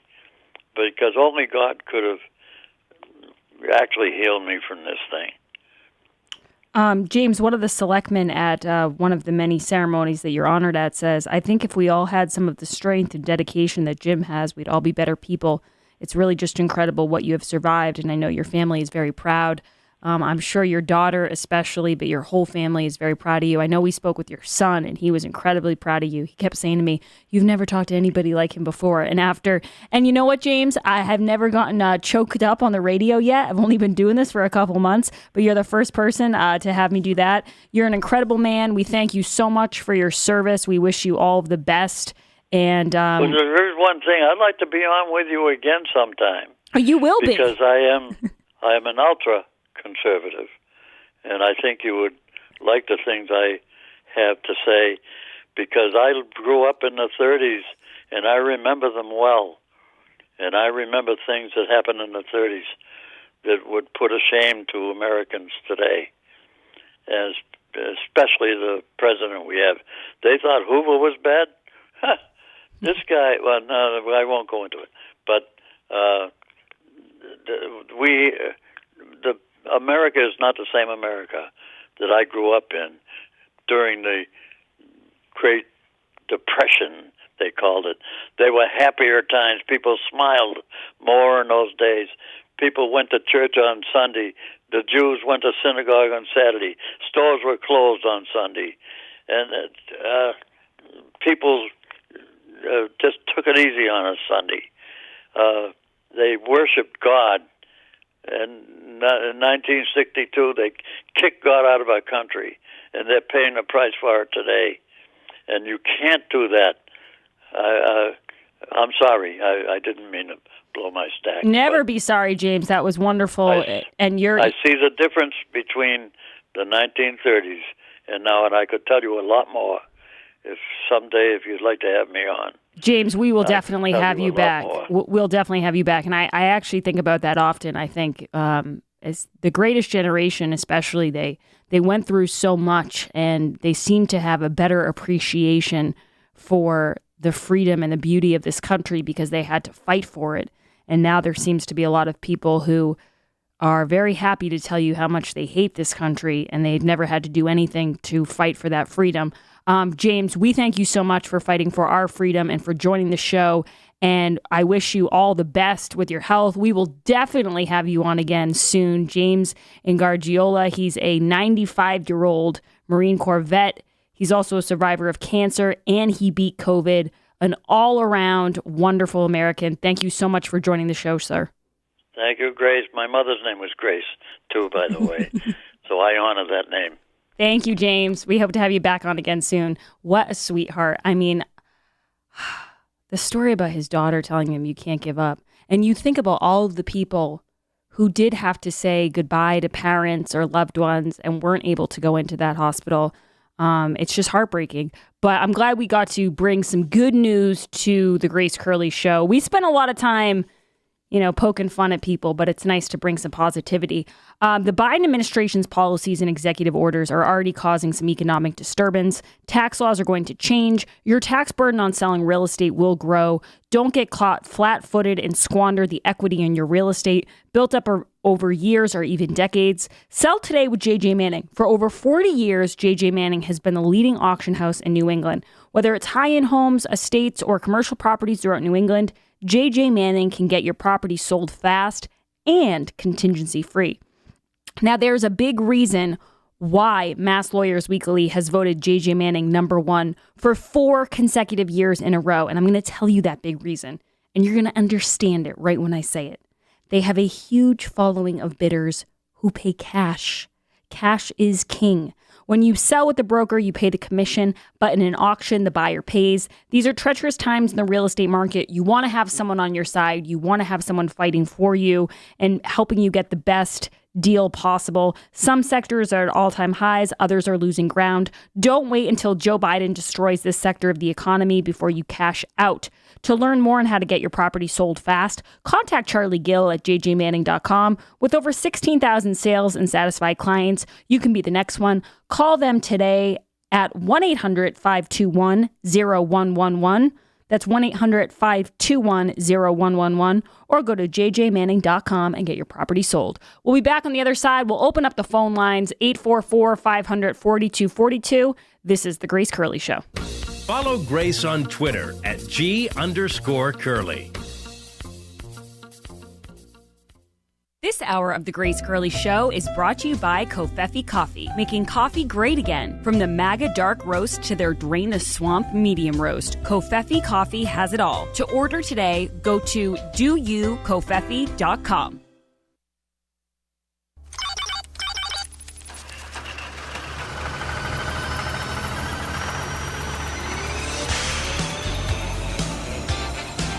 Election Day should be changed to letting people vote on Saturday until Sunday night and no exit polling. Jerry, we're the only ones reading exit polls. What kind of saying a trend here? So it would be, if we just held it secure and made it on Saturday and Sunday, we'd have a big turnout probably almost every presidential campaign. We have 2 days. 8 o'clock is when we can release information on Sunday night. What's so radical about that? 2 days, Jerry? Would you like the people down in Fall River or in parts of the city of Boston to have control of ballots overnight? A lot of police overtime, I think. On second thought. Now, there are people, of course, who would tamper, it's for sure, but... Yeah, try not to let it destroy your faith in American democracy, folks out there, but there are people who would try to steal the election. Okay, boys and girls, gather round. It's story time with Grace Curley. Tell me the story of the missing makeup brush. When I first started working for Howie, I was in sales with the mailroom manager. And one time I bought this really expensive makeup brush. Working for Howie, it was like my first real paycheck. So I went out and bought this super expensive brush. And when I was driving around with the mailroom manager, we go all over New England making sales. I lost it. I thought I lost it in her car. And, I asked her, I said, hey, have you seen my makeup brush? And she was kind of like, no, I haven't seen it. I'm sure it'll turn up. But I was really determined to find it, and I kept saying, like, no, you got to check again. You got to check again. I eventually found it in my own car under the seat, but she still remembers thinking, this girl is wacky about her makeup. Catch all of Grace Curley's stories weekdays right before Howie from 12 to 3 on The Grace Curley Show. And follow Grace on Twitter at @G_Curley. And now, a minute of wisdom from Alexandria Ocasio-Cortez. Millennials and people and Gen Z and all these folks that come after us are looking up, and we're like, the world is going to end in 12 years if we don't address climate change. And your biggest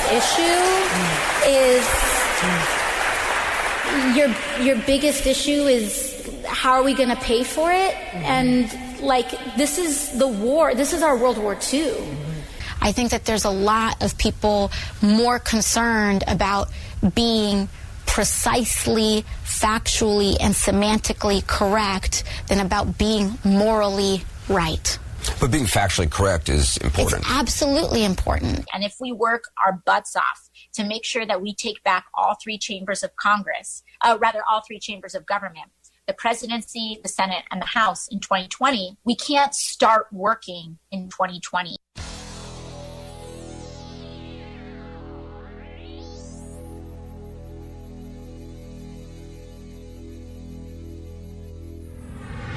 Grace Curley. She's the cool kid at the lunch table. I want a hamburger, no, a cheeseburger. I want a hot dog. I want a milkshake. I want potato chips. You'll get nothing and like it. This is the Grace Curley Show.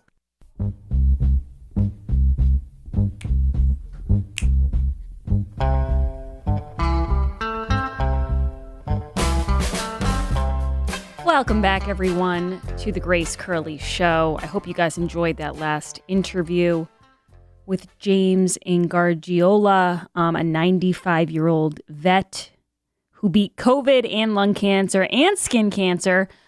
Truly a remarkable guy. Now, let's talk a little bit here about the poll question, because there's a reason for this poll question. I've been getting asked a lot about Ron DeSantis. I wrote a piece about him recently where I talked about how I like the fact that Ron DeSantis is not afraid to be hated.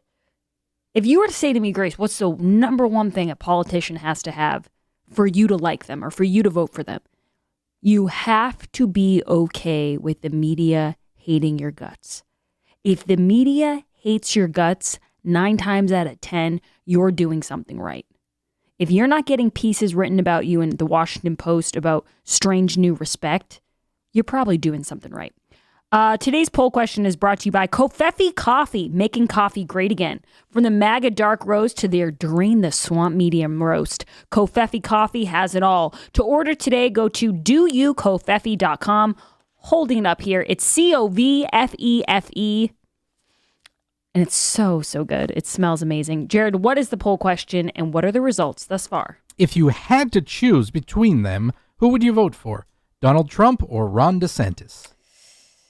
I'm sticking with Donald Trump. I mean, it's the least we can do. The guy really he went through it for those 4 years. So if he decides to run again, my loyalty lies with Trump. But I hope we don't end up in a situation where we have to choose. 67% of the audience agrees they would vote for Donald Trump over Ron DeSantis if they had to choose.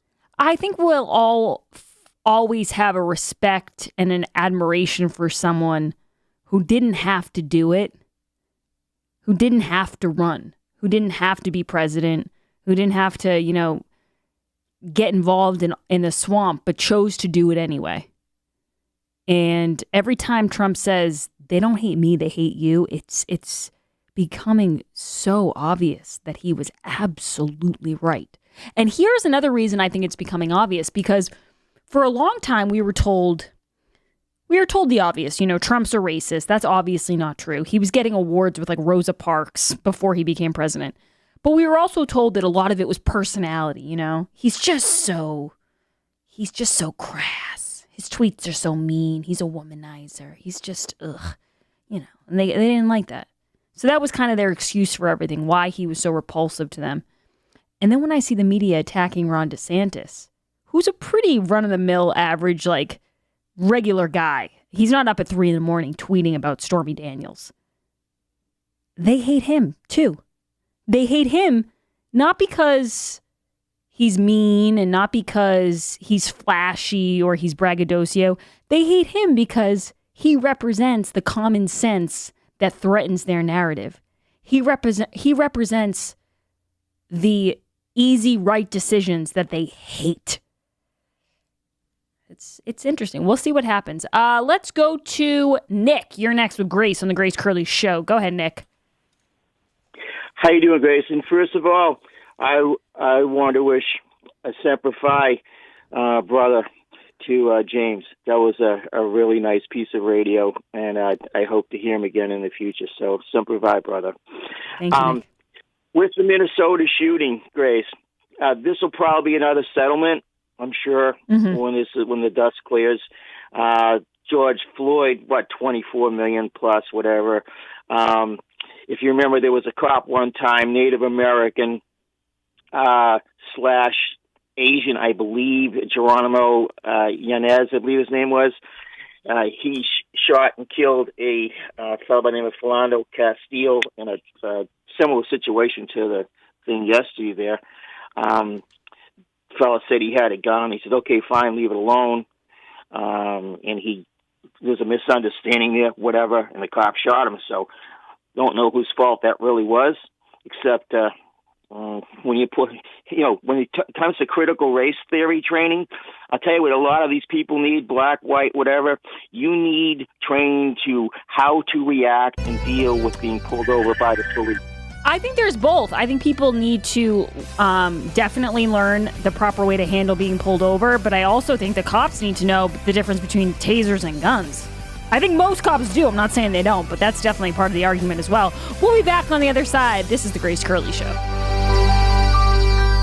You have a choice for rubbish removal. When I'm on the Cape, my choice is Nauset Disposal. With dump stickers, spring cleaning, and pay as you throw, you can't beat Nauset Disposal. Nauset Disposal has affordable trash and recycling programs that not only save you money, but give you the time to enjoy the summer with your family. Nauset Disposal, cleaning and greening from Duxbury to Provincetown. Go to NausetDisposal.com. That's NausetDisposal.com. Tell them the trash man sent you. I'm going back to Massachusetts. Howie Carr is coming home from Florida. Yes, he's tearing himself away from Mar-a-Lago to return home and welcome the VIPs back into the studio this May. So reserve your tickets now before they're gone. The VIPs are offered a selection of autographed Howie Carr books and even a dinner. By the way, the books are great for Mother's Day, Father's Day, or just summer reading. Go to HowieCarrShow.com and click on VIP Experience. You guys have heard me talk about Super Beets for a while, and I'm sure some of you are still thinking, Grace, why Super Beets? You can take it from me. The benefits of Super Beets are incredible. I feel so much better right when I take one. I feel energized and ready to take on the day. And in the afternoon, when I start to hit a slump, boom, I take a Super Beet and I'm refreshed and ready to go. If that doesn't convince you, can we talk about the science behind Super Beets? Beets have nitrates. Nitrates support better blood flow, and better blood flow equals better energy and efficiency throughout the body and supports healthy blood pressure. And the science team behind Super Beets has conducted 11 clinical trials and was even given the Science Award by the Nutrition Business Journal. Go to www.superbeetsradio.com to find out more about Super Beets. Also, did I mention they taste really good too? That's www.superbeetsradio.com. www.superbeetsradio.com. Everyone knows I love coffee and I'm not giving it up. I know that it would keep me up from time to time, but no longer with Balance 7. Balance 7 is a clear mineral liquid that you take 3 times a day to break down the acid in your body. When it does this, you'll feel better, and me, I sleep better. Often I'm asked to try products and I can be very skeptical on their claims. But with Balance 7, it was all 100% true. With Balance 7, I didn't feel my energy starting to flag as the day wore on, because by sleeping better at night, it also gave me mental clarity during the day. Balance 7 is a highly alkalizing concentrate. That means it reduces the acids that have built up in your body. Balance 7 is also known for reducing acid reflux and heartburn as it did for the mailroom manager. Balance 7 is made of safe, all-natural ingredients. If you suffer from heartburn, acid reflux, or sleep issues, you should give Balance 7 a try. Order the 8-ounce 12-pack supply at balance7.com. Put in code word Howie. You will save $10 and you'll also get free shipping. Balance7.com. It's story time with Grace Curley. What do you think was the funniest moment of the Howie Carr Show?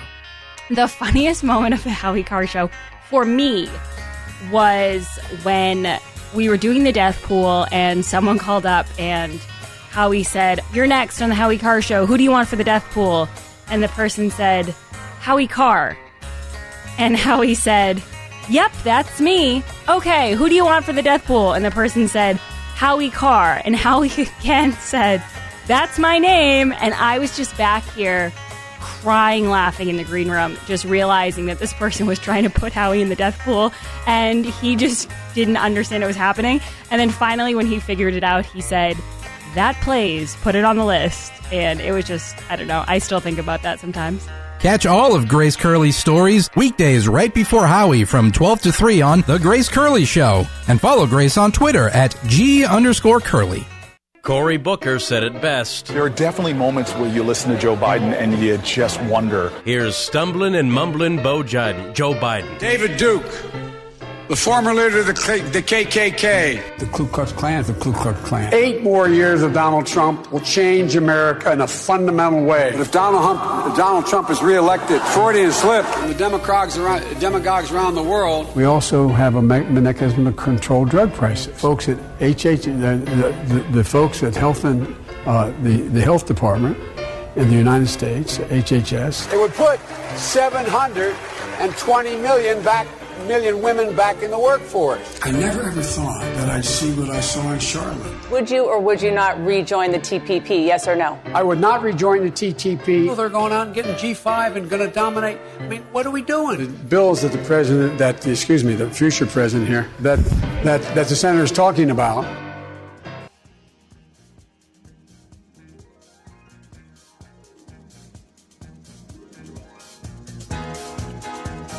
Live from the Aviva Trattoria studio.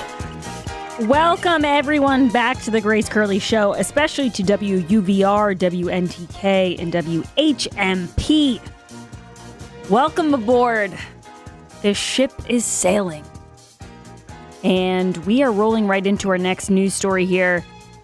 A lot to talk about, but I did want to mention this story about the Johnson & Johnson vaccine. So the federal government is calling for a pause in use of the Johnson & Johnson vaccine after 6 cases of a blood clotting disorder, a major setback for the national vaccination campaign.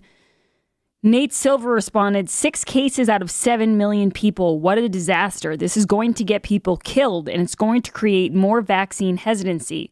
These people don't understand cost-benefit analysis. They keep making mistakes by orders of magnitude. Mark Thiessen said 6 cases, not 6,000, not 600, not 60. 6 cases out of more than 4 million shots delivered. Our public health experts continue to fail us.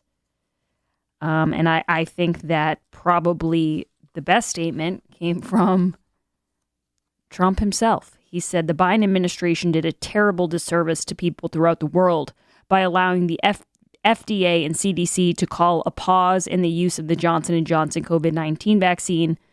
The results of this vaccine have been extraordinary, but now its reputation will be permanently damaged. He goes on to wonder if Pfizer has something to do with it, because the FDA has a love of Pfizer, according to Donald Trump. And I have to say, it's pretty ironic that they're so worried about white conservative communities making people or lacking confidence in the vaccine. And meanwhile, our experts are doing this. It's kind of ironic. And then also CDC Director Rochelle Walensky, keep in mind, she was the woman who was predicting impending doom just a few days ago. Now she's saying that we can't, I think was she talking about Minnesota or Michigan?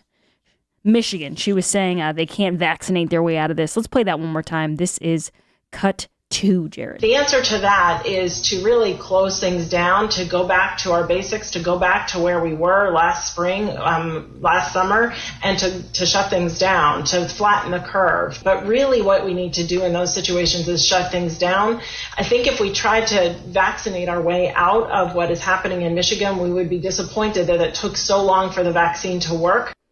And if you think that's the nuttiest thing, Charlie Baker's weighing in.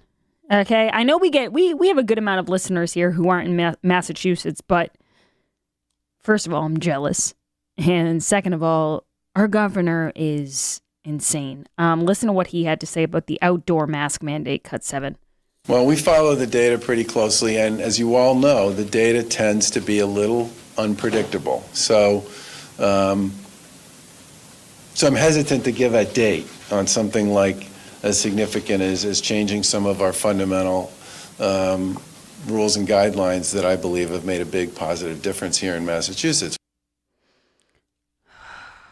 Also, listen to Psaki talking about masks, White House officials. I find this question interesting because you'll notice Jen Psaki does not wear a mask when she's at the podium. She never has. And yet Kamala Harris wears a mask when she's on Air Force 2 pretty much alone and she's fully vaccinated. So there doesn't seem to be a consensus about what their optic situation is as far as mask wearing. Let's do cut 5.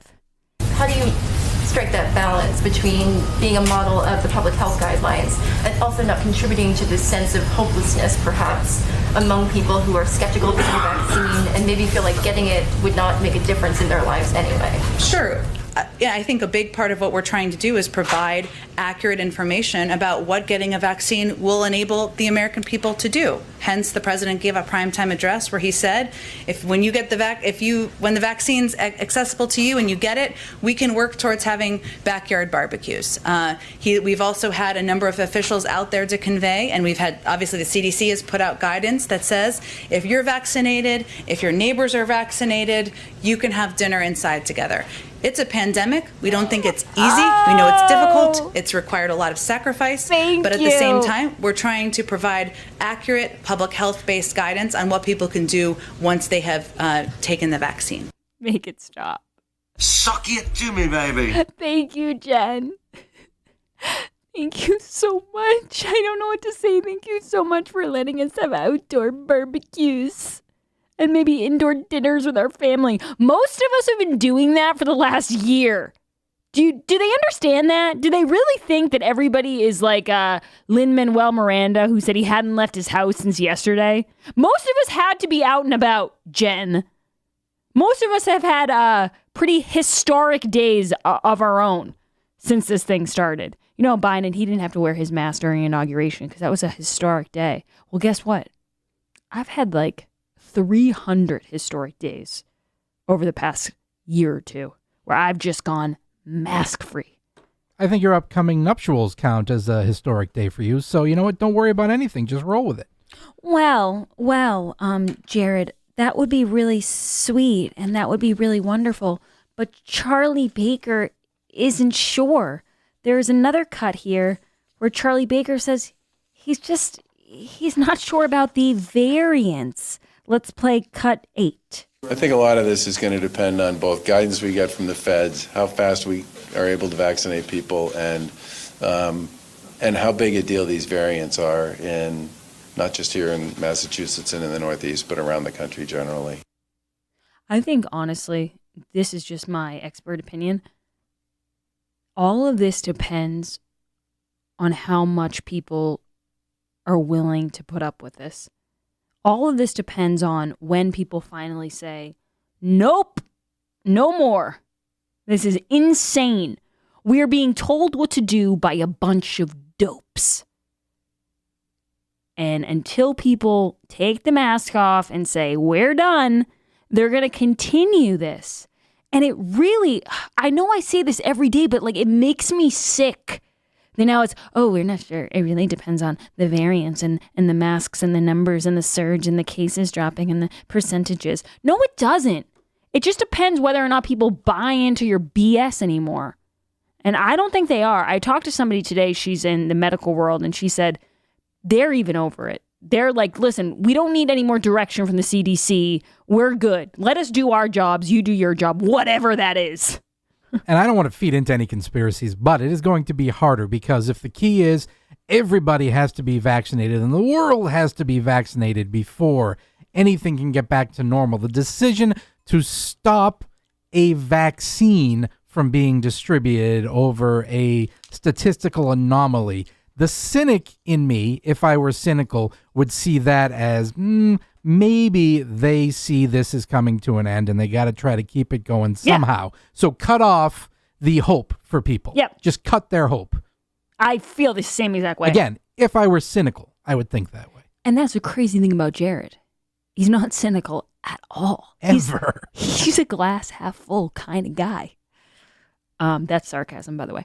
Let's do a little bit here, Jared. You know what time it is. I don't know if you even knew we were going to do this today. I have a little bit of journalism in the news. And now, news. Very fake news. I see a lot of excellent journalism being done. Give me the press. I'm not sure, to be honest. How can you ask a question when you don't know the press? He said that journalists make up stories and make up sources. As a journalist, I don't really like being the story here. Very fake news. And many of your compatriots had to change their reporting, and they had to apologize, or they had to correct. This is a golden age of journalism in a lot of ways. Mr. Biden, what flavor did you get? News. Alrighty. This is a good one. This is a really good one. It's not sound. It doesn't come from Brian Stelter. We took the day off from the Stelter. And this is actually from the Washington Post, where democracy died in darkness a long, long time ago. All right, so you guys, you know that Kamala Harris was in Chicago recently getting a snack / helping boost confidence in the vaccines, which according to all the reports that are out today with Johnson & Johnson, any sort of progress she made with boosting confidence has probably now declined. But that's okay. And a reporter asked Jen Psaki about it, and basically said, well, she's put in charge of the border where there is a massive, colossal crisis. Why hasn't she, gone there or maybe taken a question or two on it? And Jen Psaki and the person, I think it was a reporter from the New York Post, he said she was in Chicago at a bakery. And Jen Psaki's response was, well, she got a snack, which every American has the right to do, or whatever. It was condescending and very Jen Psaki. Well, now I don't want you guys to think that our vice president isn't working for us around the clock. Vice President Harris is making her mark on the Washington area crochet scene. When Vice President Harris visited a woman-owned yarn shop in Alexandria last month, she mentioned a little-known fact about herself that left the fiber arts community a bit giddy. The new vice president is a crocheter. I'm going to skip around here so people don't, completely give up on life and shut off the radio. At the shop, Harris found out about a special hand-dyed yarn named in her honor from Neighborhood Fiber Company, a woman-owned Baltimore-based business. 5 days later, on International Women's Day, a crocheted mural of Harris's likeness and the words, "I'm speaking," was installed at the wharf. And with all the Googling of Kamala Harris and crochet, there was a spike at craftyiscool.com of online sales for a pattern to crochet a Harris doll in the Japanese style of amigurumi. I'm going to skip down a little bit here. Please. And the association of Harris with crocheting is huge.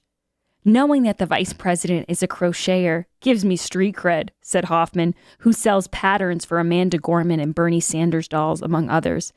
Now I can say that I know I'm doing what Kamala Harris does. I didn't know she crocheted, said another woman.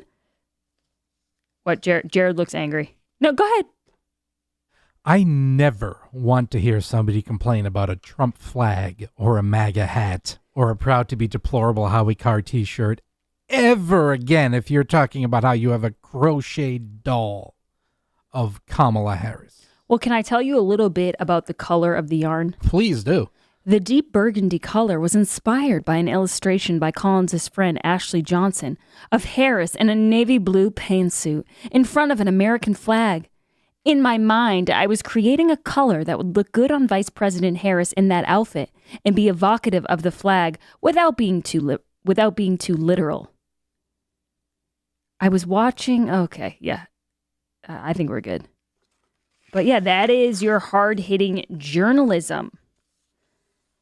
They never said one thing positive about Melania Trump, about Kayleigh McEnany, about Sarah Huckabee Sanders.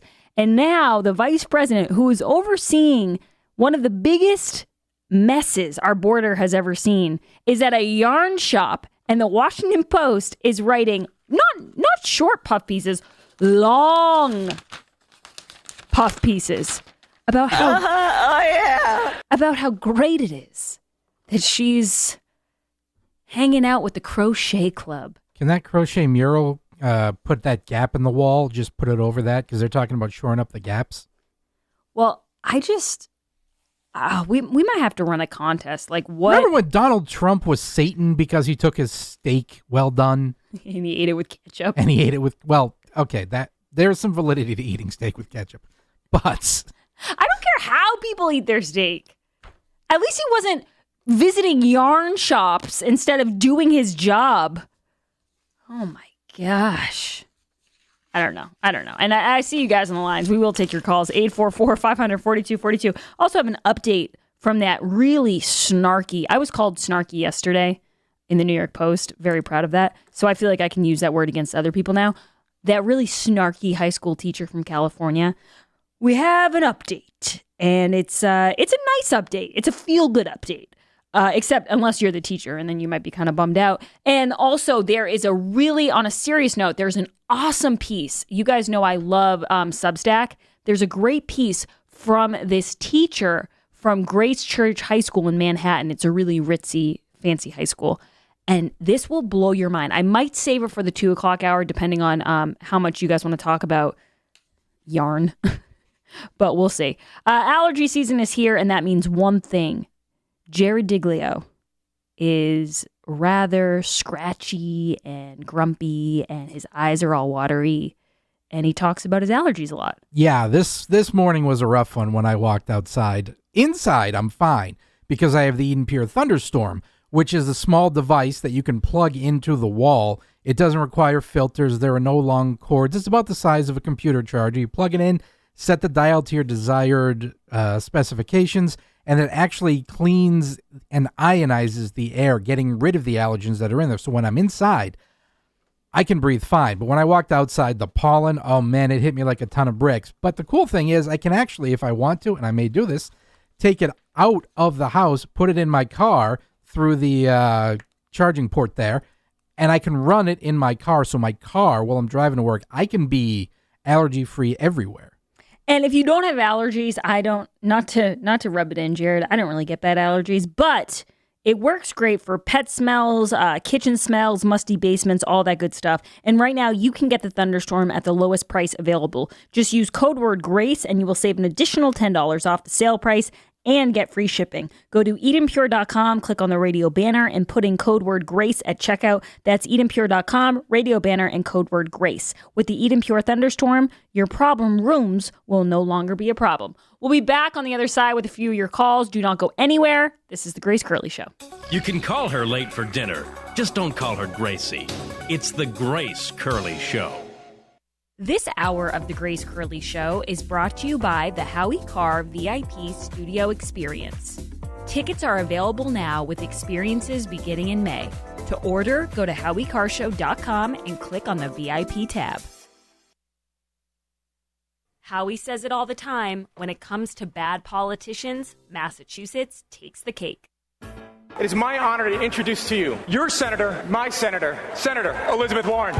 I know who I am because of what my mother and my father told me. Ladies and gentlemen, I give you Governor Deval Patrick. And frankly, I got to tell you, with all the other things I'm worrying about, this is not one of them. We're going to be fine. I'm in charge. Please join me in welcoming our own Senator Ed Markey. The planet is running a fever. There are no emergency rooms for planets. The very first African-American congresswoman to be elected from Massachusetts, Ayanna Pressley. We don't need any more brown faces that don't want to be a brown voice. We don't need black faces that don't want to be a black voice. We don't need Muslims that don't want to be a Muslim voice. We don't need queers that don't want to be a queer voice. Let's give him a great Waterloo reception. John Kerry. The Yankees posted the Boston Red Sox logo and they sang Sweet Adeline. You guys have heard me talk about Super Beets for a while, and I'm sure some of you are still thinking, Grace, why Super Beets? You can take it from me. The benefits of Super Beets are incredible. I feel so much better right when I take one. I feel energized and ready to take on the day. And in the afternoon when I start to hit a slump, boom, I take a Super Beet and I'm refreshed and ready to go. If that doesn't convince you, can we talk about the science behind Super Beets? Beets have nitrates. Nitrates support better blood flow, and better blood flow equals better energy and efficiency throughout the body and supports healthy blood pressure. And the science team behind Super Beets has conducted 11 clinical trials and was even given the Science Award by the Nutrition Business Journal. Go to www.superbeetsradio.com to find out more about Super Beets. Also, did I mention they taste really good too? That's www.superbeetsradio.com. www.superbeetsradio.com. Now's the perfect time to get a pair of premium wireless earbuds, and Raycon is the way to go. Raycon start at about half the price of other premium brands on the market, and they sound just as amazing. And Raycon's everyday E25 earbuds are their best model yet. You get 6 hours of playtime, seamless Bluetooth pairing, more bass, and a more compact design that gives you a comfortable, noise-isolating fit. Perfect for conference calls, video chats, or binging podcasts. Raycon was founded by Ray J, and celebrities like Cardi B and J.R. Smith have already given Raycons their seal of approval. I love my Raycons, and Grace loves hers, too. Howie, I love my Raycons. Best birthday gift ever. I listen to much better music than she does, though. Hey, that's not true. Now it's your turn to see what the hype is all about. Go to buyraycon.com/Howie. That's buyraycon.com/Howie. buyraycon.com/Howie.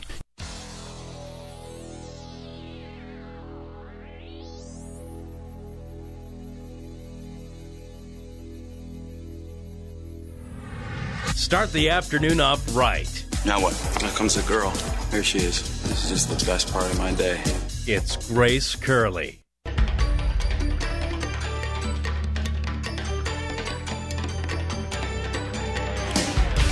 Welcome back to the Grace Curley Show. Thank you so much to everyone who's tuning in. I've received a lot of messages about people who really enjoyed our interview with James Ingargiola. We appreciated him coming on. And if you want to share it with people, it's at our Grace Curley Show website. That's gracecurleyshow.com. Jared, do you have a quick news update for us? Yes. Officer Kim Potter, who was in the Brooklyn Center Police who shot Dante Wright, has resigned, as has the Brooklyn Center, Minnesota Police Chief Tim Gannon. He has also resigned. You remember him in the clip we played earlier, who called the riot a riot and was corrected by the activist news media. Yes. All right. Now let's go to a call or two here. Bruce, you're next with Grace. Go ahead, Bruce. Hi, Grace. Thanks so much for taking my call. Of course. So, you know what nobody seems to be talking about is this guy gets pulled over because his car license plates are out of date. And there's a warrant for his arrest. They try and arrest him. He resists arrest. If he doesn't resist arrest, he's alive right now. And no one's talking about that. No, and I do understand that. I think that when you are pulled over, there's definitely a protocol that you have to go by. I mean, a lot of people are taught that since they're little. I know I was taught that. You keep your hands on the wheel. You do exactly what the cop tells you to do. But at the same time, this police officer, Kim Potter, said thought she was reaching for a taser and she reached for her gun. That sounds like really incompetent, and I don't think you can excuse that either. But I do appreciate the call, Bruce, and I understand where you're coming from. Tom, quickly, you're next with Grace. Go ahead, Tom. Yeah, about 10 years ago in San Francisco, a similar thing happened with a San Francisco cop in a subway where a suspect was on the ground resisting arrest. He pulled out what he thought was his taser and then fired one shot. And well, I've seen other situations like this where the guy was white and this similar situation happened, but, obviously then it wasn't called racism.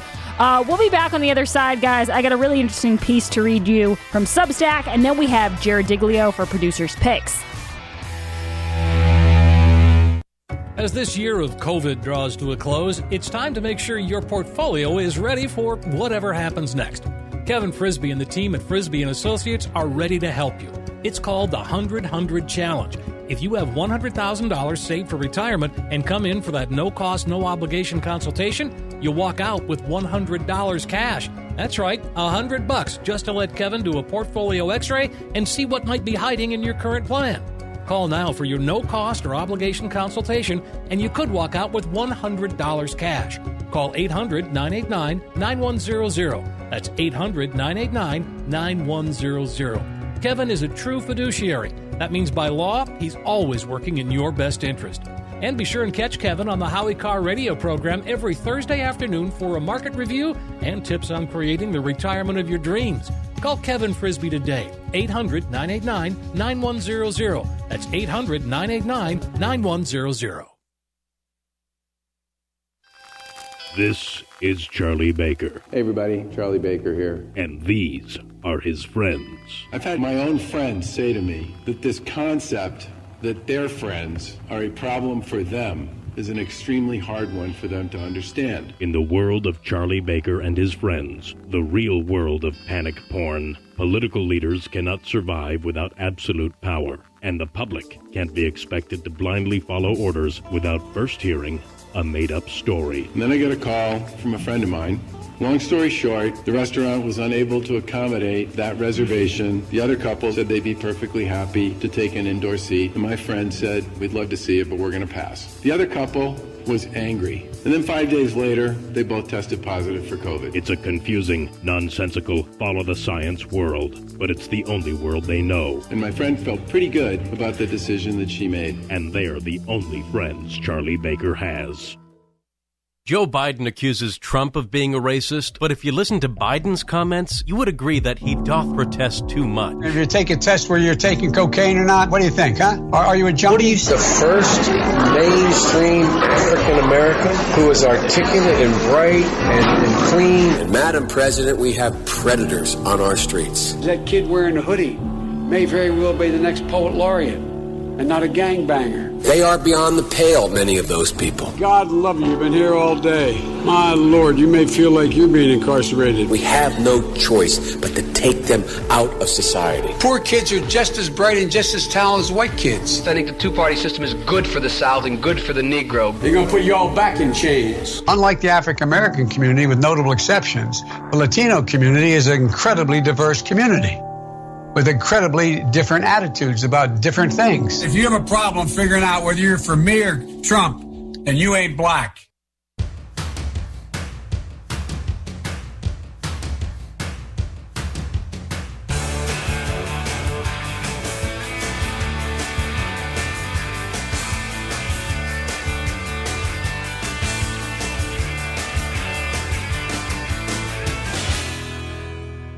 Hair loss is not one of life's more enjoyable experiences. If you're looking to fill in your hairline or reverse years of hair loss, DiStefano Hair Restoration will create a result that will be a transformative experience.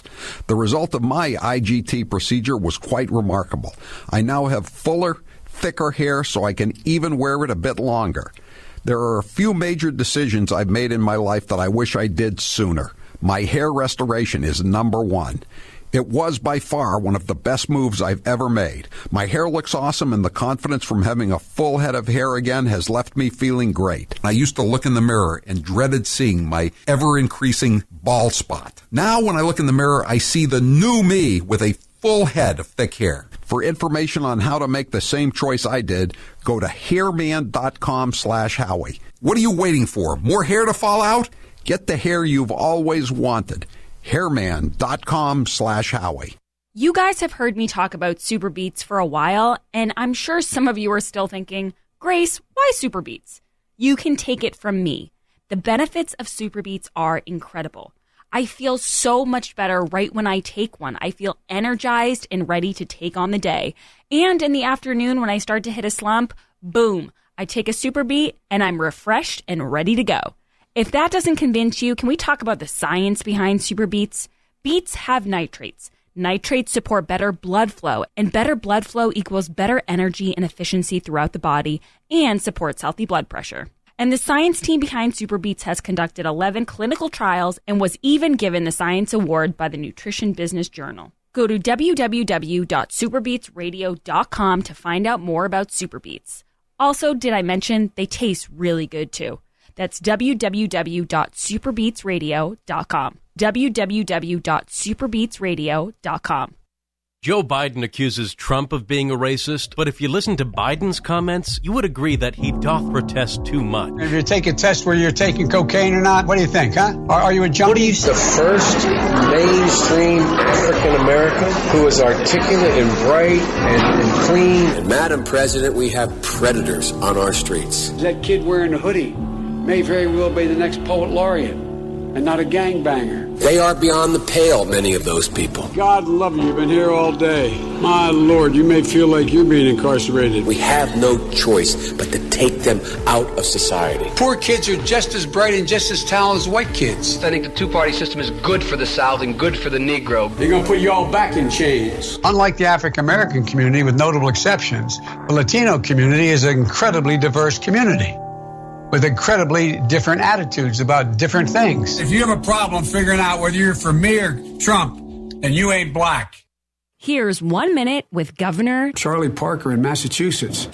I'd certainly put myself on that list. I'm a basketball player. I always was. There's a lot at stake here. This is not a virus to be trifled with or disrespected. Respect the virus. I have a hard time understanding when we're going to be able to play basketball again. We can start talking about a gradual, careful, data-driven, phased reopening. Don't let a few nice days step on that. I need to talk to the Attorney General and find out what the actual parameters of the ruling are. Did this just happen?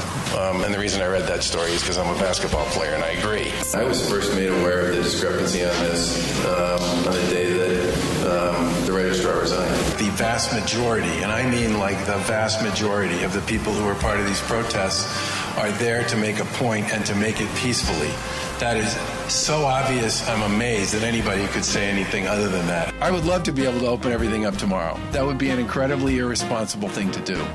Hair loss is not one of life's more enjoyable experiences. If you're looking to fill in your hairline or reverse years of hair loss, DiStefano Hair Restoration will create a result that will be a transformative experience. The result of my IGT procedure was quite remarkable. I now have fuller, thicker hair so I can even wear it a bit longer. There are a few major decisions I've made in my life that I wish I did sooner. My hair restoration is number one. It was by far one of the best moves I've ever made. My hair looks awesome, and the confidence from having a full head of hair again has left me feeling great. I used to look in the mirror and dreaded seeing my ever-increasing bald spot. Now when I look in the mirror, I see the new me with a full head of thick hair. For information on how to make the same choice I did, go to hairman.com/Howie. What are you waiting for? More hair to fall out? Get the hair you've always wanted. hairman.com/Howie. He's the gaff that keeps on giving. Here's 1 minute of former Vice President Joe Biden. You teachers who touch them, figuratively speaking, well, I hope you touch them and tell them how much you love them too. But my point is, when you touch their hearts. I get in trouble some of the things I say, but I want to tell you, just be straight up. If I'm your president, with me it starts here in my gut, it goes to my heart, and then I articulate it. And by the way, I sit on the stand and it get hot. I got hairy legs that turn blonde in the sun. And the kids used to come up and reach in the pool and rub my leg down so it was straight, and then watch the hair come back up again. 1.2 billion. So you go ahead and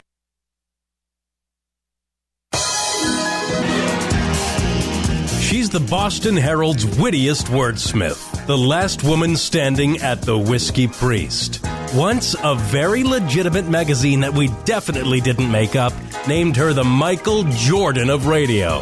Wait, don't you think we're laying it on a little thick here, Grace? Just stick to the script. Oh, okay. Live from the Aviva Trattoria studio, it's the Grace Curley Show. It is indeed the Grace Curley Show, and we are back. I have a great piece I want to get to. We were talking earlier with a World War II vet, James Ingargiola.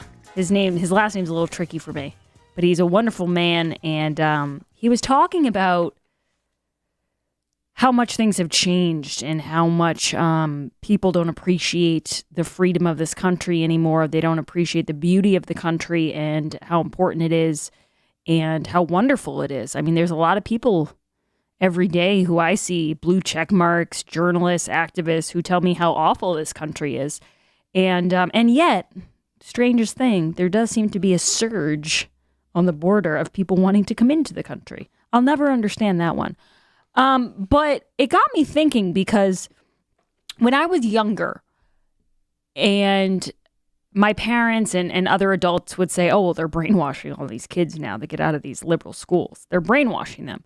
And I always kind of thought, oh, you're being dramatic. They're really not. I mean, yeah, of course there's liberal professors, but I was a theater major and I didn't have any issue with it. And I always just thought it was kind of over the top.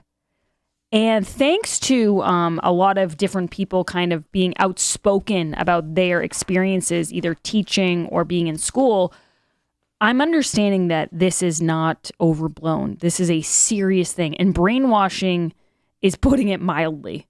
The indoctrination that is happening to young people who are supposed to be learning about things, history, math, science. And instead, they're learning about oppressors and the oppressed and racial identity and privilege. And Bari Weiss has an incredible Substack. You guys remember her. She wrote for the New York Times, and she was too intolerant for the New York Times, a.k.a. she was not brainwashed and not a screaming liberal. So she got the boot. And she highlights people on her Substack that they're really great writers. And this guy's piece struck me. His name is Paul Rossi, okay? And he's a teacher at Grace Church High School in Manhattan. And this is a very fancy school, private liberal institution. And he talks about what's going on there. And he fully acknowledges that he will probably lose his job after writing this piece. But it's that important to him. It's that important that he doesn't care, that he is willing to maybe lose his job to get this truth out there. And I have to read it to you because, first of all, I think you guys will appreciate it. But if you're someone like me and you think people are always overblowing this, it's scarier than you probably give it credit for. It's a scary phenomenon, what they're doing to these kids. So I'm going to skip around here, as I always do, for time's sake, give you guys the most important parts of it. But I highly encourage everyone to check it out on your own. This is Paul Rossi. He says, I'm a teacher at Grace Church High School in Manhattan. 10 years ago, I changed careers when I discovered how rewarding it is to help young people explore the truth and beauty of mathematics. I love my work. But right now, my school is asking me to embrace anti-racism training. And I believe it is deeply harmful to them and to any person who seeks to nurture the virtues of curiosity, empathy, and understanding. Again, I am kind of cutting this around. Hope I'm not taking anything out of context, but I just have to keep it a little bit shorter. So he talks about this anti-racist training and what it means. Anti-racist training sounds righteous, but it is the opposite of truth in advertising. It requires teachers like myself to treat students differently on the basis of race. Furthermore, in order to maintain a united front for our students, teachers at Grace are directed to confine our doubts about this framework to conversations with an in-house Office of Community Engagement, for whom every significant objection leads to a foregone conclusion. Any doubting students are likewise challenged to reframe their views to conform to this orthodoxy. I know that by attaching my name to this, I'm risking not only my current job, but my career as an educator, since most schools, both public and private, are now captive to this backward ideology. But witnessing the harmful impact it has on children, I can't stay silent. So he talks about something that we've brought up a lot before, which is critical race theory, how one student is the oppressed and one is the oppressor. And he says the morally compromised status of oppressor is assigned to one group of students based on their immutable characteristics. In the meantime, dependency, resentment, and moral superiority are cultivated in students considered oppressed. All of this is done in the name of equity, but it is the opposite of fair. In reality, all of this reinforces the worst impulses we have as human beings, our tendency towards tribalism.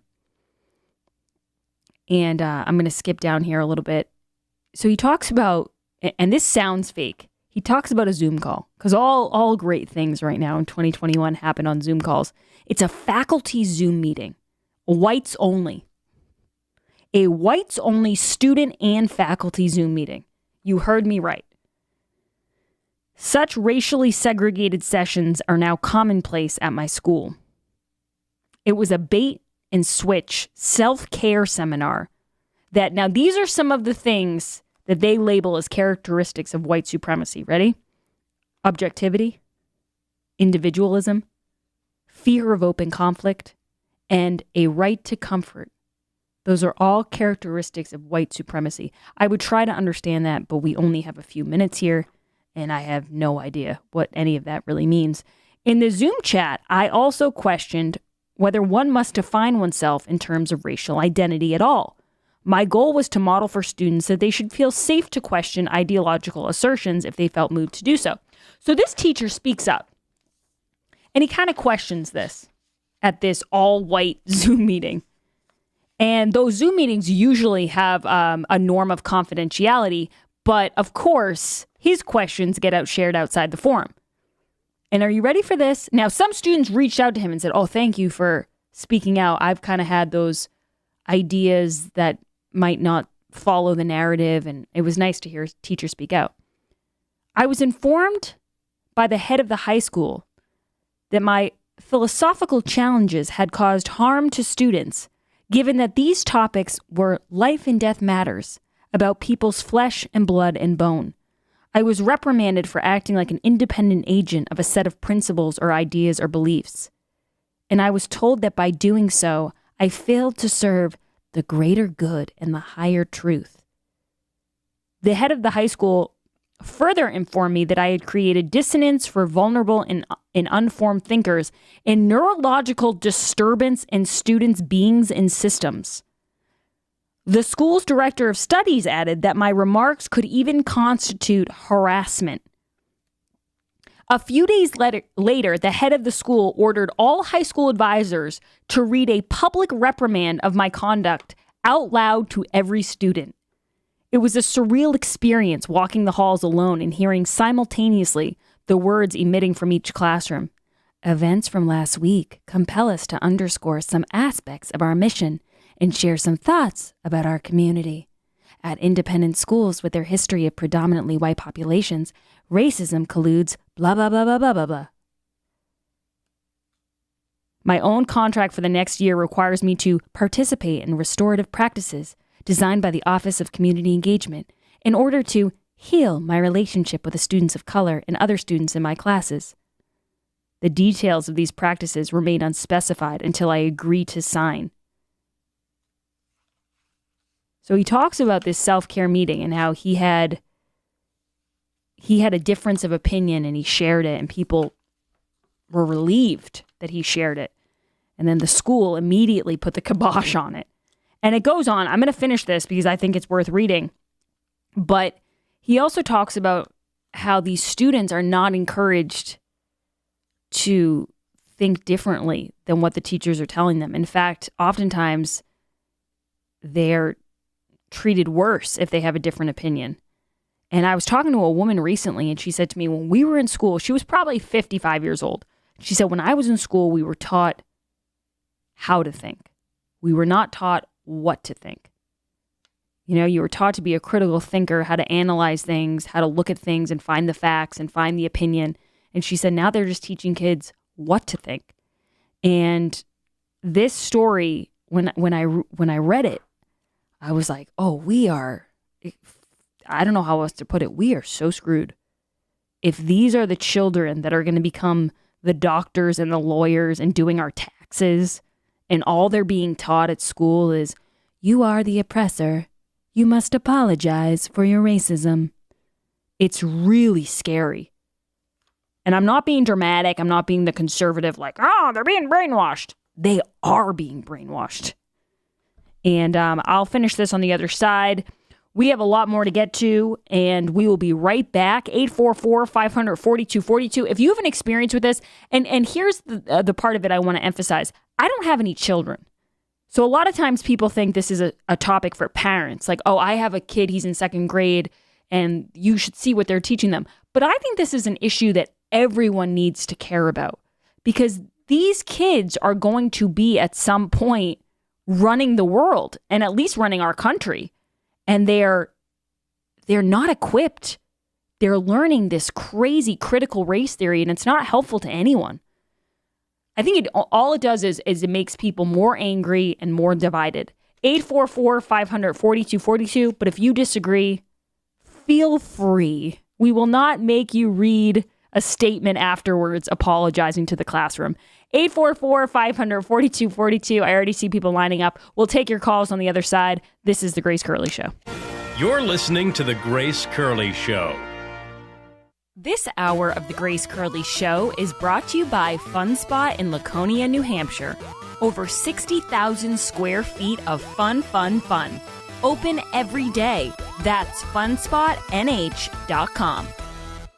Since my early 20s, I've always struggled with acid reflux. I love coffee, I love salsa and chocolate, and occasionally even some wine. Those are all big trigger foods when it comes to acid reflux. I've tried everything, but nothing worked long term. Until now. Balance 7 is your one-stop shopping to help increase your energy levels, aid in digestion, heartburn, and so much more. Simply drink a total of 3 ounces a day, and within 72 hours, most people begin to have more energy, greater clarity of thought, and just feel healthier overall. Order your 1-month supply at balance7.com superbeats.com, use code word GRACEFREE to save $10 off your first order and free shipping. Plus, if you're one of the first 50 to purchase Balance 7, you'll receive Smooth Skin, an exfoliant and deep cleansing skin conditioner valued at $13.99 for free. If you struggled with acid reflux or heartburn, you've probably tried it all. Well, I can tell you, none of it compares to Balance 7. Order now and receive $10 off your first order of a 30-day supply, free shipping, and a chance to receive Smooth Skin Conditioner at no charge, all by using my code word GRACEFREE. I want to be clear in how I characterize this. This is mostly a protest. It is not, generally speaking, unruly. That ain't a riot, what we're seeing right now in Minneapolis. They are strictly principled anti-fascists. No organization is perfect. There was some violence. Any reasonable person would say we shouldn't be destroying other people's property, but these are not reasonable times. I argue to you tonight, all punches are not equal morally. But thank goodness for the looters, man. And please, show me where it says that protests are supposed to be polite and peaceful. Do not get it twisted and think that, oh, this is something that has never happened before, and then this is so terrible, and where are we, and these savages and all of that. This is how this country was started. People get mad, and people get sick of it. People are risking COVID to explain to this country that we're fed up. You guys have heard me talk about Super Beats for a while, and I'm sure some of you are still thinking, Grace, why Super Beats? You can take it from me. The benefits of Super Beats are incredible. I feel so much better right when I take one. I feel energized and ready to take on the day. And in the afternoon when I start to hit a slump, boom, I take a Super Beat and I'm refreshed and ready to go. If that doesn't convince you, can we talk about the science behind Super Beats? Beets have nitrates. Nitrates support better blood flow, and better blood flow equals better energy and efficiency throughout the body and supports healthy blood pressure. And the science team behind Super Beats has conducted 11 clinical trials and was even given the Science Award by the Nutrition Business Journal. Go to www.superbeatsradio.com to find out more about Super Beats. Also, did I mention they taste really good too? That's www.superbeatsradio.com. www.superbeatsradio.com. Watch out, Joe Biden. You might have to share some of the spotlight because your running mate, Senator Kamala Harris, is certainly grabbing some attention for her own gaffes. She was part of our culture. Yes, we wear those notorious B.I.G. t-shirts with a lot of pride. Best rapper alive, Tupac. He's not alive. You say he lives on. Not alive. I know. I keep doing that. A Harris administration together with Joe Biden as the president of the United States. The Biden-Harris administration. We have got to, in America, reimagine how we are accomplishing public safety. And let's be clear, there is no vaccine for racism. Let's just say there's a vaccine that is approved and even distributed before the election. Would you get it? Well, I think that's going to be an issue for all of us. I will say that I would not trust Donald Trump.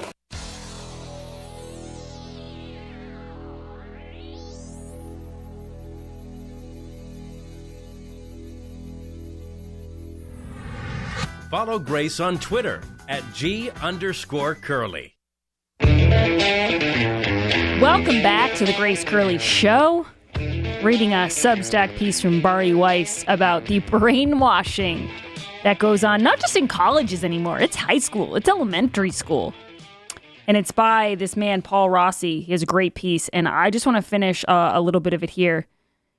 He talks about speaking up. They encourage kids to speak up, but all they want them to say, all the teachers want them to say is the exact points that they have been drilling into their heads about racism and oppression and, you know, all the good points that they've made over the years.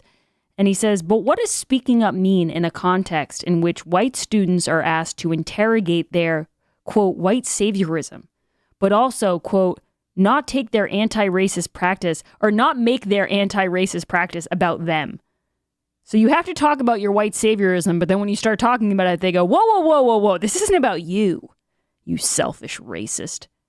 We are compelling them to tiptoe through a minefield of double binds. According to the school's own standard for violence, this constitutes abuse, discursive violence. Every student at the school must also sign a student life agreement, which requires them to avert that the world as we understand it can be hard and extremely biased. They commit to recognize and acknowledge their biases. A recent faculty email chain received enthusiastic support for recommending, this is where it gets really crazy, for recommending that we officially flag students who appear resistant to the culture we are trying to establish.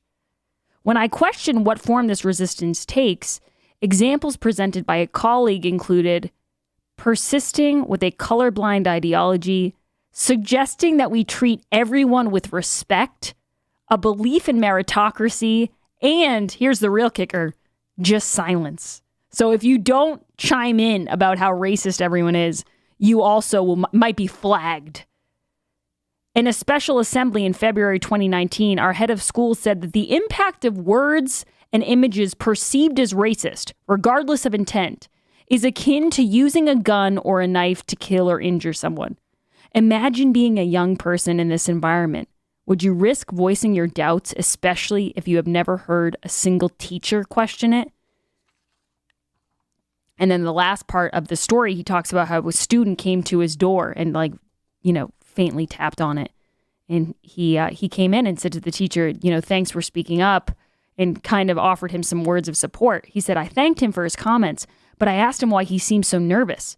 He told me he was worried that a particular teacher might notice this visit and it would mean that I would get in trouble. He reported to me that this teacher once gave him a lengthy talking to for voicing a conservative opinion in class. He then remembered with a sigh of relief that teacher was absent that day. I looked him in the eyes. I told him he was a brave young man for coming to see me and that he should be proud of that. Then I sent him on his way and I resolved to write this piece. I give this guy a lot of credit because he's probably going to get canned. But he's not afraid anymore to say what he thinks. And he's absolutely right. If a teacher is afraid to speak up, what student is going to have a different opinion? Dave, you're next with Grace on the Grace Curley Show. Go ahead, Dave. Hi, Grace. How are you? I'm good. What's going on? Not much. So, I'm getting really exhausted with the race thing, frankly. I grew up in southern Florida in the 70s, and I had lots of black friends, lots of Hispanic friends. And as a child, I mean, you look at each other and you see just another kid, and as we grow older, it's the elders who may inflict race. Yeah. So fortunately, I was able to score well and came up to New England to a prestigious prep school named UNSED, where there was plenty of black, Chinese, and other people, but we didn't have any race. We didn't feel like they were just our classmates. And we thrived together and talked about ideas and what we hoped our lives would be in the future.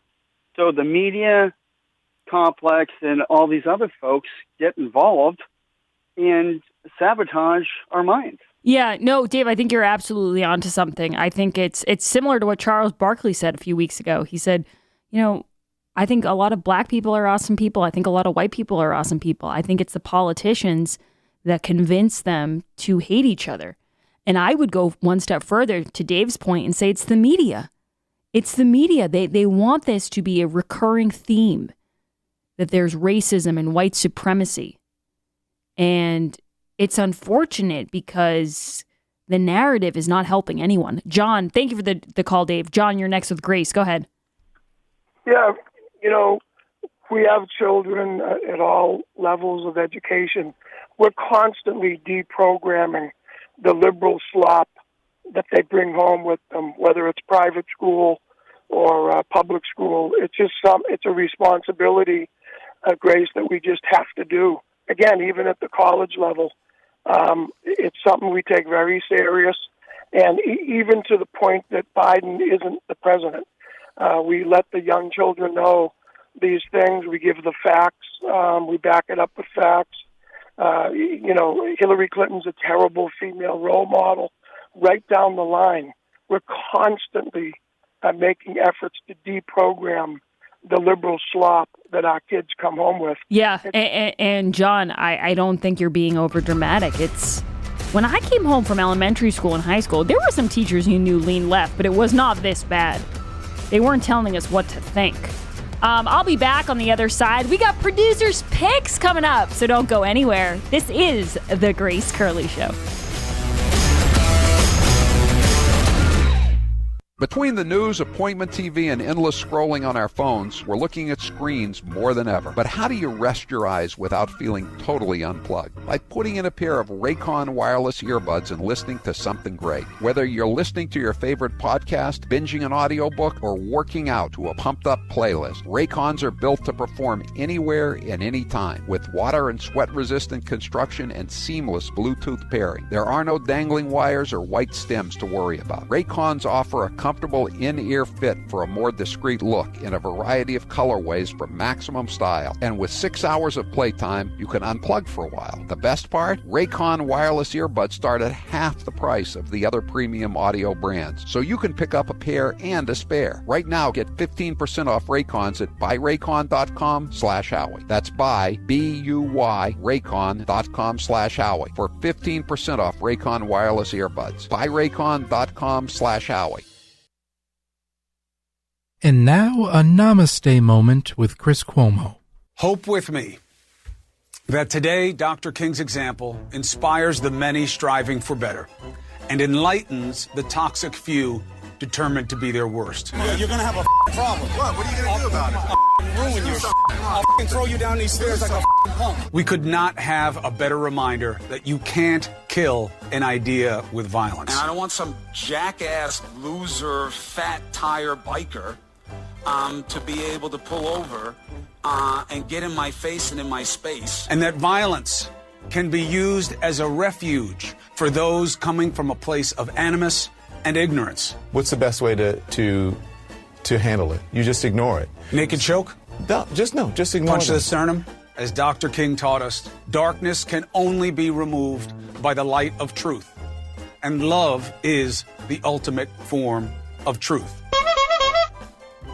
You've been hearing me talk about Super Beets for a while now, and I'm sure some of you are still thinking, why Super Beets? You could take it from me. The benefits of Super Beets are incredible. I take them twice a day, once in the morning when I get up, even before I have my first cup of coffee, and the other time in the afternoon, right before the show. It gives me a burst of energy. It's great for my blood pressure. It's good for circulation. It just makes you feel better. If that doesn't convince you, we can talk about the science behind Super Beets. Beets have nitrates. Nitrates support better blood flow, and better blood flow equals better energy and efficiency throughout the body, and even supports healthy blood pressure. But Super Beets does so much more than eating regular beets and is unparalleled compared to other beet powders. Just one scoop of Super Beets has the nitric oxide equivalent of 3 whole beets. Go to superbeetsradio.com/Howie and try out Super Beets yourself. www.superbeetsradio.com/Howie. www.superbeetsradio.com/Howie. It's story time with Grace Curley. Tell me the story about who really hired you. The mail manager really hired me, but it wasn't a great interview. Like, she'll even tell you that. She asked me what I like to do for fun, and all I could think of was I like to go out to dinner with my friends and eat and get drinks. So I really just sounded like a loser. Free on The Grace Curley Show. Online at gracecurleyshow.com. And follow Grace on Twitter at G_Curly. Here are some rapid-fire questions with Taylor Cormier. What would you eat for your last meal on Earth? I'm fond of old favorites, childhood favorites. I'd go with my mother's beef and bean pie, followed by, for dessert, my grandmother's recipe for oatmeal cookies, and a big glass of milk. Where is your favorite place to vacation? Home. I like being home. I like my house. I know where everything is. Yeah, I just like being home. Favorite Frank Sinatra song to listen to? It's called Without a Song, and it's on the album I Remember Tommy. It's a tribute to Tommy Dorsey, and it's a very swinging remake of the original orchestration. Favorite Frank Sinatra song to sing?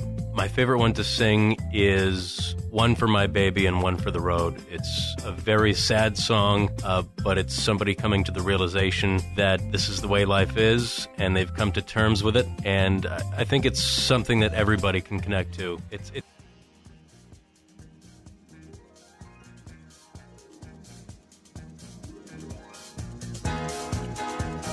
live from the Aviva Trattoria studio.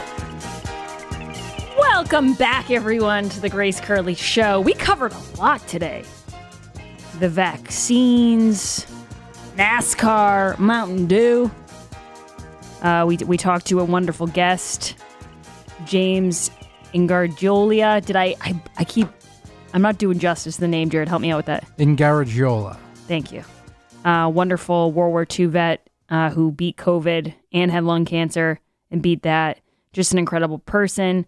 We also had some Charlie Baker sound. So Howie, I'm sure, will be playing that as well in his show after this. But we also have to do the poll question here. Today's poll question is brought to you by Covfefe Coffee, making coffee great again. From the MAGA dark roast to their Drain the Swamp medium roast, Covfefe Coffee has it all. To order today, go to doyoukofefe.com. It's COVFEFE.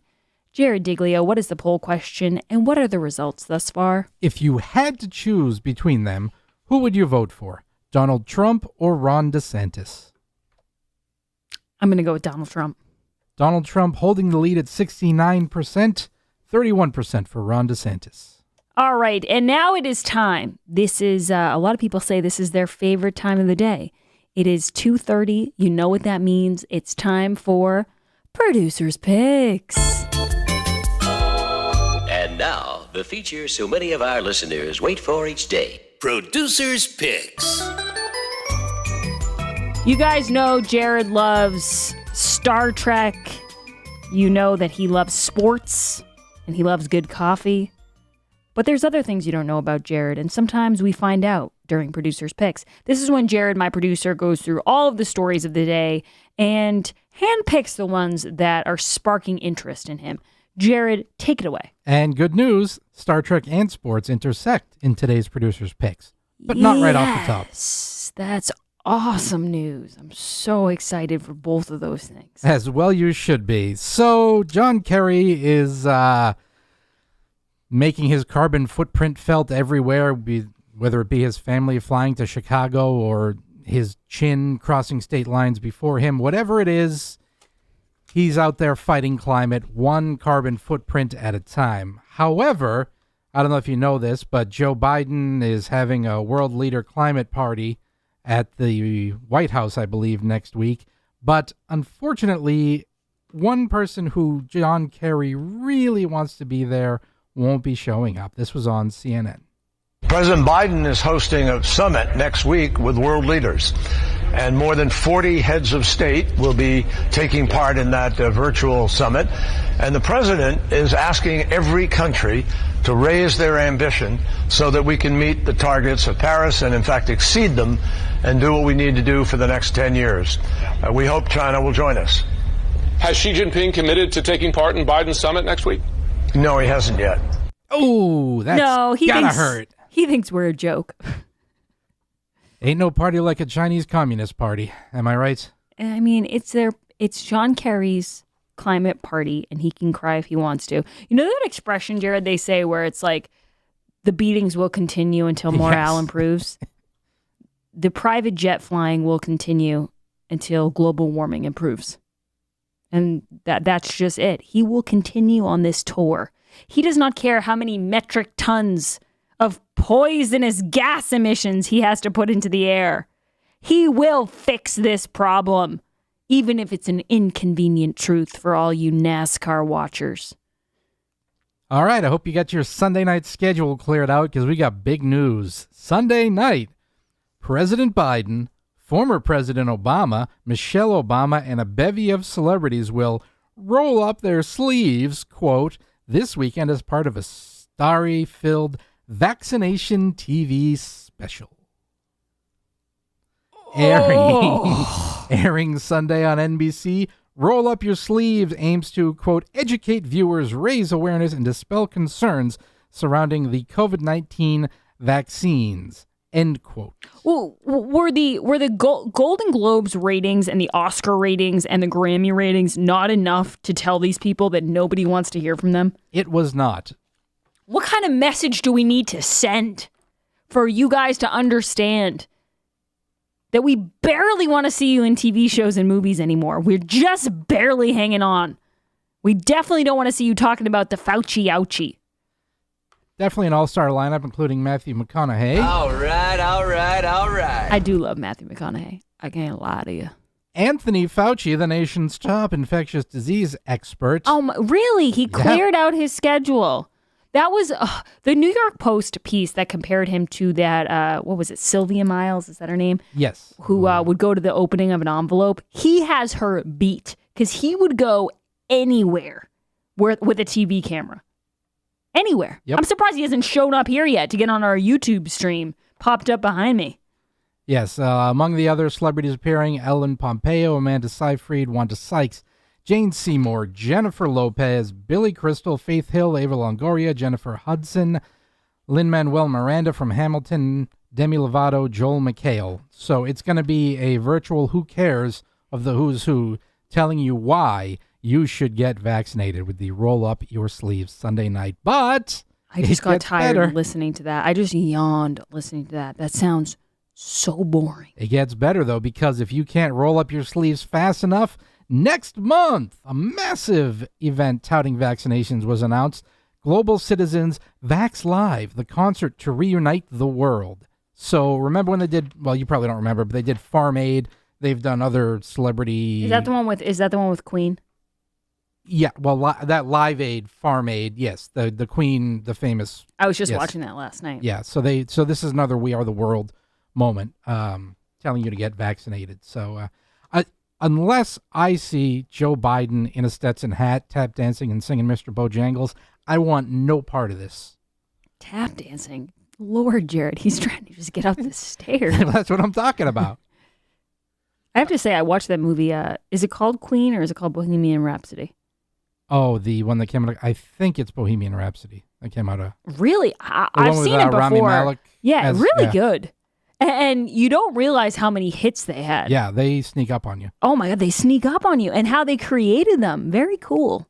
I like all the live action between the audience. That's how I try to be with you guys. I'm just picturing you with a mustache right now. All right. You just picture me saying to the audience, sing back to me. It was really a cool movie. It's been a while, but we have Tales from Chicago. Chicago. All right, so for our new affiliates, WHMP, UVR, and WNTK, this is a segment where we talk about maybe the worst city in America right now, Chicago. And the competition, let me tell you, it is fierce. So, sad news for Chicago, especially for Chicago area fire station, and from Chicago firehouses after a dog killed a smaller pet walking near an Englewood fire station. So, firehouses, they used to have the Dalmatians as the mascots. It's kind of a big symbol. Well, in Chicago, no more dogs in the firehouses, of which the vast majority of them did have dogs as whether they were mascots or, just companions for the firefighters. No more dogs allowed. I kind of get that, honestly. It's like you got enough going on in a fire department, If a fire breaks out somewhere and the fire department, they need to be ready to go. They need to slide down the poles. They need to put on the hard hats. You don't need a canine, getting in between everyone's feet. Maybe he's taken the hose and he's got it rolled up in his little bed or something. There are a lot of things can go wrong when you have a dog. And also, I just want to mention this.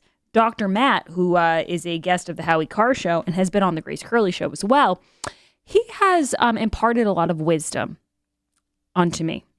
And he actually told me, which I had heard before, the Dalmatians are very, very aggressive. And I'm not sure if he said aggressive or just not that bright. I think they have a blindness issue, too, more than any other dog. And if there's a Dalmatian community out there, I'm sorry, I'm not offending. I'm just saying they're tricky dogs in general, and I'm sure there are some great ones.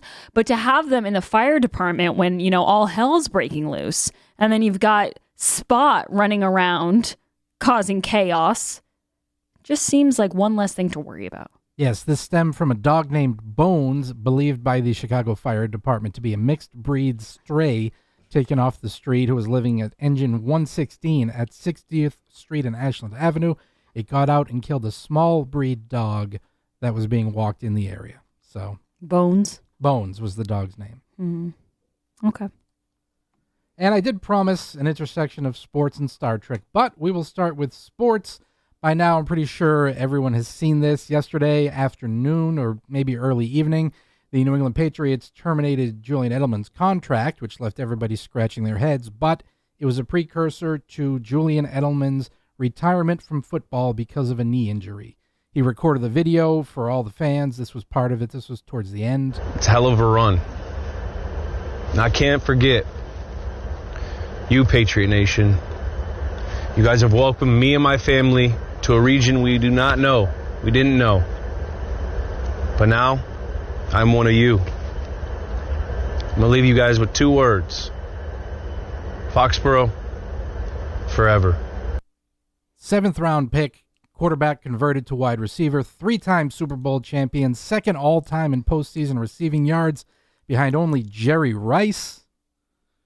Hangs him up because of a knee injury. Yeah, great player, team player. I know he's really tight with TB. Yep. There's still some people speculating whether or not he really is retiring or if he's going to pull a Gronk. It seems like his knee is so bad that he just can't continue, but we'll see. But I love Julian Edelman. I wish him the absolute best, and I thank him as a Patriots fan. He really, and he's tough too, Jared. That's one thing I always notice. He's not a big guy, and he would get hit, but he would bounce right back up. There were some times like that Seattle Super Bowl, he was clearly concussed. Oh, yeah. And he just kept going. But Julian Edelman, thank you. And at the end of his video, this is what I loved. You know, he's at Gillette Stadium. He's sitting on the field, and now he's just walking towards the field, towards the end zone, and beam me up. He does the Star Trek transporter ending where he says, beam me up, and then he shimmers into the transporter, which that was cool for me. That was an intersection. So that was a double whammy for you. It was a double whammy for me. That's awesome. I'm happy for you. And that's all for Producer's Picks today. All right. Thank you very much, Jared. Allergy season is here, and that means one thing. You need the Eden Pure Thunderstorm Air Purifier. Warmer temps are creeping up, and you're going to want to open those doors and windows, but that means pollen's going to come in. That means it's going to get dusty and you're going to get itchy. Your nose is going to get runny. But if you have the Eden Pure Thunderstorm, it can help with all of that. Jared, explain to people exactly how it helps your allergies. So the Eden Pure Thunderstorm does what naturally happens after a thunderstorm, which is why they call it the thunderstorm. It ionizes and cleans the air. It gets rid of pollutants. It gets rid of some viruses. It gets rid of any odors. And it cleans the air around you, which for somebody like me with allergies, even with medication, you don't always get all the symptoms. But to be in the clean air for the Eden Pure Thunderstorm, it has absolutely changed the way I breathe. It's changed the way I look at allergies. And just very quickly, 617 texted in, "Hi, Grace and Jared. Will the thunderstorm work on cigar smoke in my wife's car? Well enough so that she will not know I had smoked a cigar in her car." Oh, man. I don't know if I want it to work, because that's a sneaky move. I dare say I do believe it will get rid of the cigar smoke. Yes, it will. But just, be careful when you try to play those games. That's all. Crack a window. Yeah. I remember my Nana used to sometimes, when she would come over, she would try to smoke. And, she would smoke outside. But once in a while, my mom would smell it, and she knew that she was just near an open window, and she just had it kind of sitting towards the outside. Right now, you can get the Thunderstorm at the lowest price available. Just use code word GRACE and you will save an additional $10 off the sale price and get free shipping. Go to EdenPure.com, click on the radio banner, and again, put in code word GRACE at checkout. That's EdenPure.com, radio banner, and code word GRACE. Do not miss it. We'll be back on the other side with the one and only Howard Lawrence Carr. This is The Grace Curley Show. The Grace Curley Show will be right back.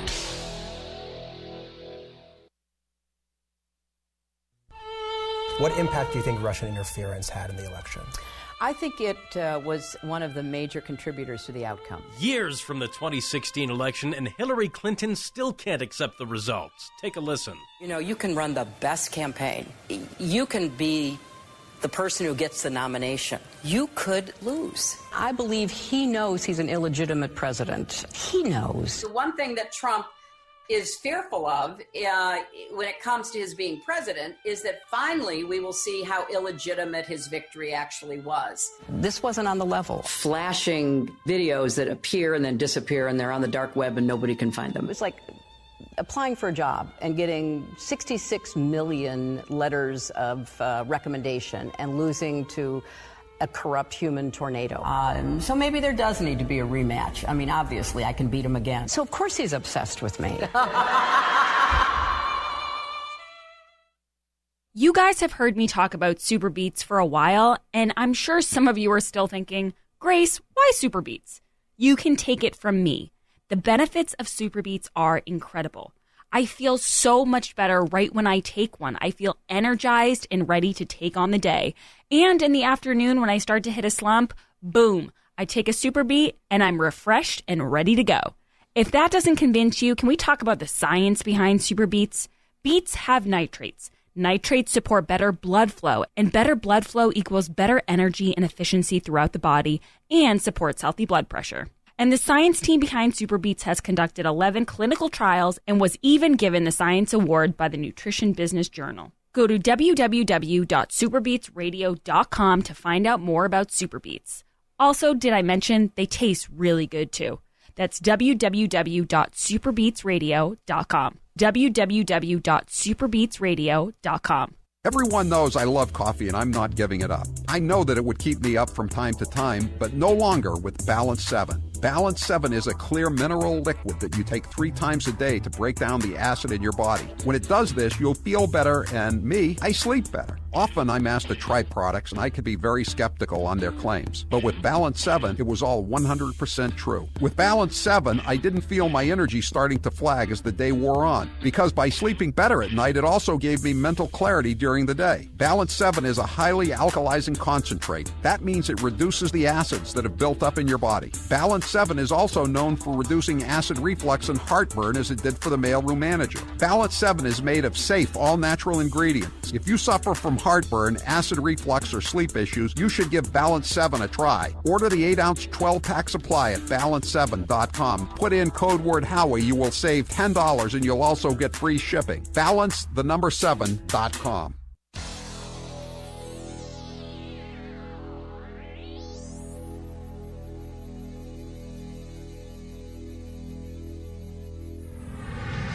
Grace Curley. She's working for you.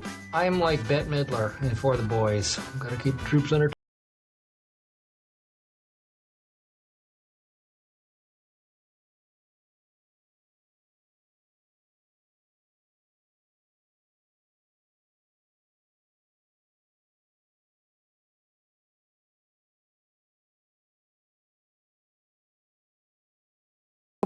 Howie Carr is joining us. Thank you so much for coming on the show, Howie.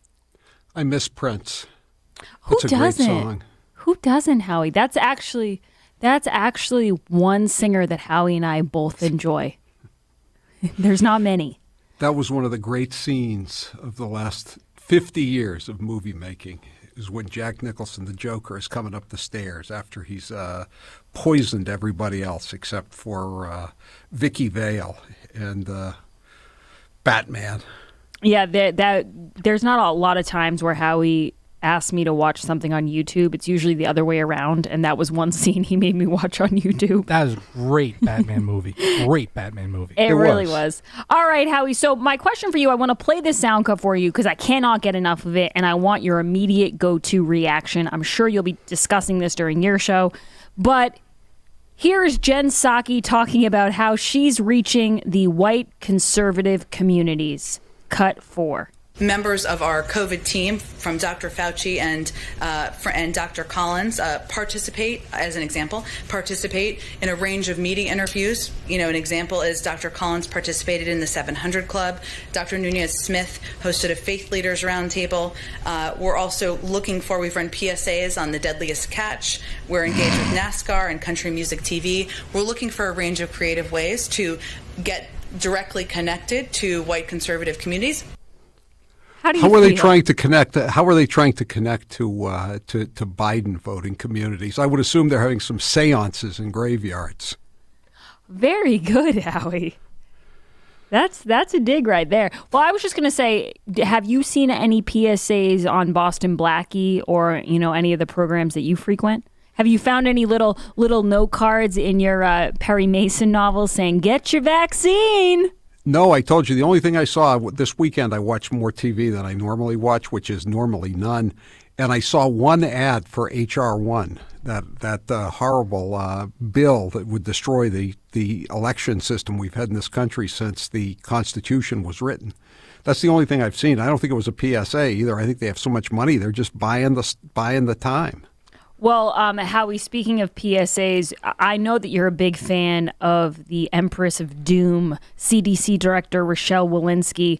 A few days ago, she had said she felt impending doom. She went off the cuff, off script.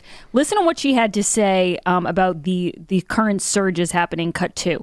The answer to that is to really close things down, to go back to our basics, to go back to where we were last spring, last summer, and to shut things down, to flatten the curve. But really what we need to do in those situations is shut things down. I think if we tried to vaccinate our way out of what is happening in Michigan, we would be disappointed that it took so long for the vaccine to work.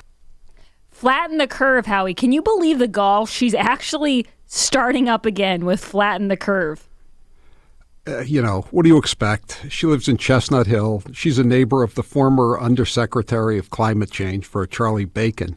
I mean, that's the world she comes out of. And I don't know if taking the masks off isn't working. Why is everything in Texas and Florida so much more free and so much more safe than in Michigan, New York, Massachusetts, all the lockdown states? They're doing a terrible job. How are we following the facts when she's saying keep going with the stuff that's not working? Yeah, no, and that was what Dr. Fauci was very confused about. He wasn't sure why that was happening, why Texas seems to be doing okay while other states are not. Did you know that in the 1980s when he was running the AIDS program, that Dr. Fauci said on TV that he thought that a spouse could pass the disease on while sitting in a room with his or her spouse? Was that a hot take gone bad? I'd like to see some videotape of that, but it may be a pre-video, maybe a print interview. But he said it. He's been making bad predictions for decades now. Guys, don't go anywhere. Howie Carr is coming up next.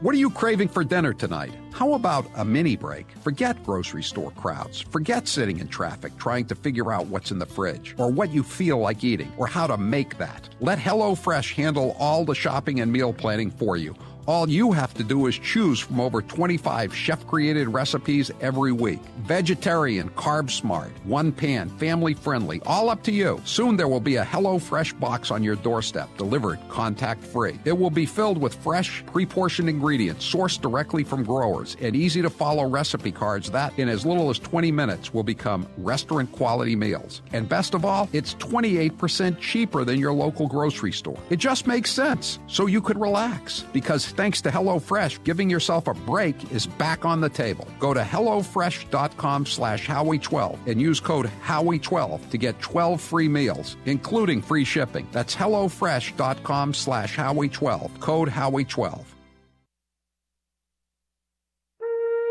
Good evening, my fellow Americans. Tonight, I'd like to talk to you about the resources of the American Rescue Plan, and we need it urgently. You and your family could travel coast to coast without a single tank of gas on board a high-speed train. Dogs may help cure cancer. not a joke. Risk more cases and more deaths. Now, when President Harris and I took tailoring combat uniforms for women, creating maternity flight suits, we need to prevent the supply chain crisis from hitting in the first place. These millstones no longer